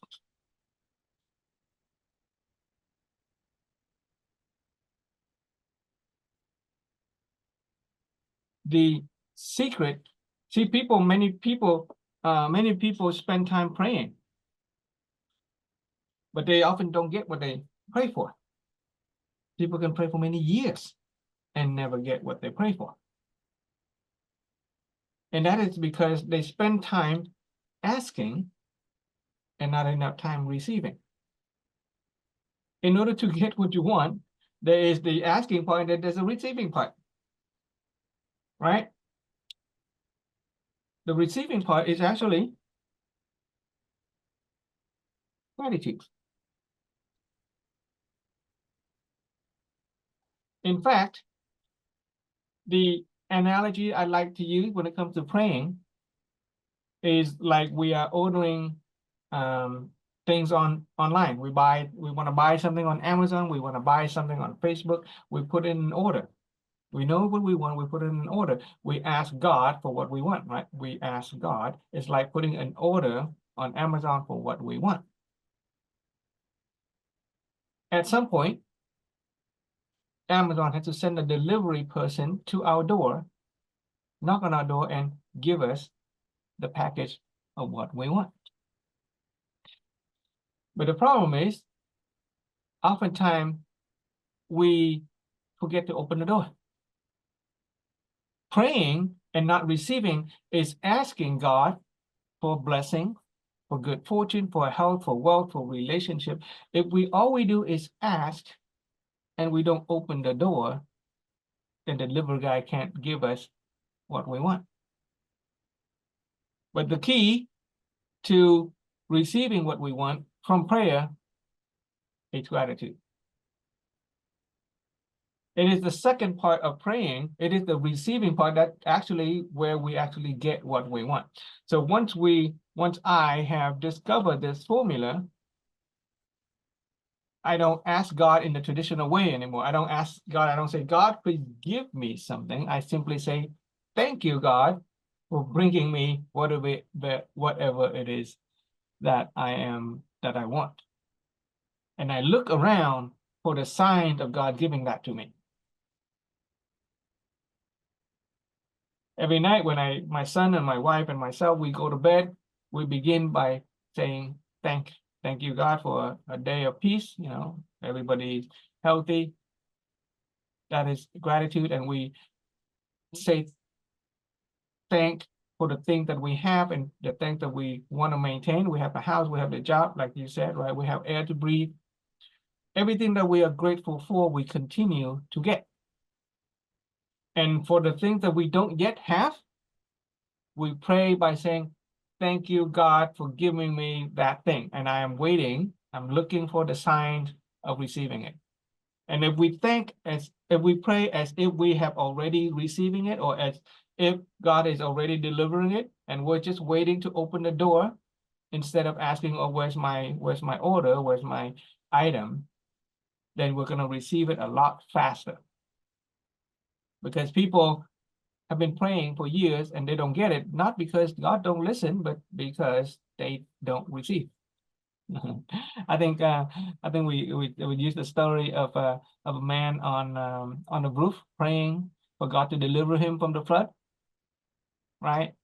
And there's a big flood. A man goes up on a roof to say get away from the flood and ask God, please save me from the flood.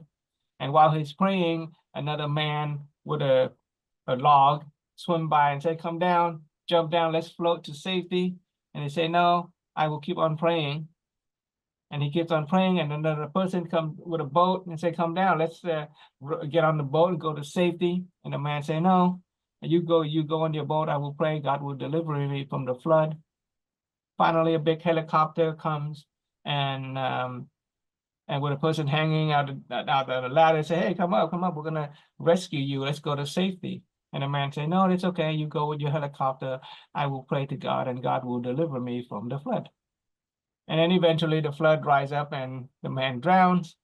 Since the man is a faithful person, he goes straight to heaven. When he meets God, he asks, God, why did you not save me? I prayed to you, I believe in you, why did you not save me from the flood? And the God say, what are you talking about? I saved you 3 times, okay? I answered your prayer 3 times. I sent you the log, I sent you the boat, I even sent you the helicopter, but you didn't receive. So the key to receiving is the gratitude and the recognition that God is giving us what we want, what we need all the time, everywhere, all day long. You're just gonna be open and looking for the signs of it. Okay. All righty. Thank you so much once again for taking your time, and I'm also appreciative of your family members. I'm sure some of you have family members who have to take care of the kind of things that you have to do while you are busy in the Zoom. Okay, so there's a whole chain of people that spreads out. Your family members and other people that are connected, Zoom and other things that have given us the fortune that we have today. And by sharing, by being here, we are also turning that engine of grace and merit. We are creating more merit, and we're creating more blessing for each other and for other people. So keep it up. And I'll see you guys next week, okay? Ron, did you want to say anything? I just wanted to say I appreciate everything you've done, Frank, and I didn't have much chance to talk because we're on our way home from a vacation a bit. So Okay, your presence is always a gift, no matter what. yeah. Thank you very much, Frank. Okay, you guys take care, okay? You too. Oh, Bye. Frank, can you send me a link for the mental 7 Okay. preparation group or something? Yeah, okay, I will. I think the link got closed because they okay, link. Okay, I will get it. I'll get it. I'll let Miss Quayman, teacher Quayman know to put you in there. Okay. Okay. Okay. All right. Thank you so much. Appreciate. Bye bye. Appreciate. Bye. Bye. Good night. See you next week. Okay.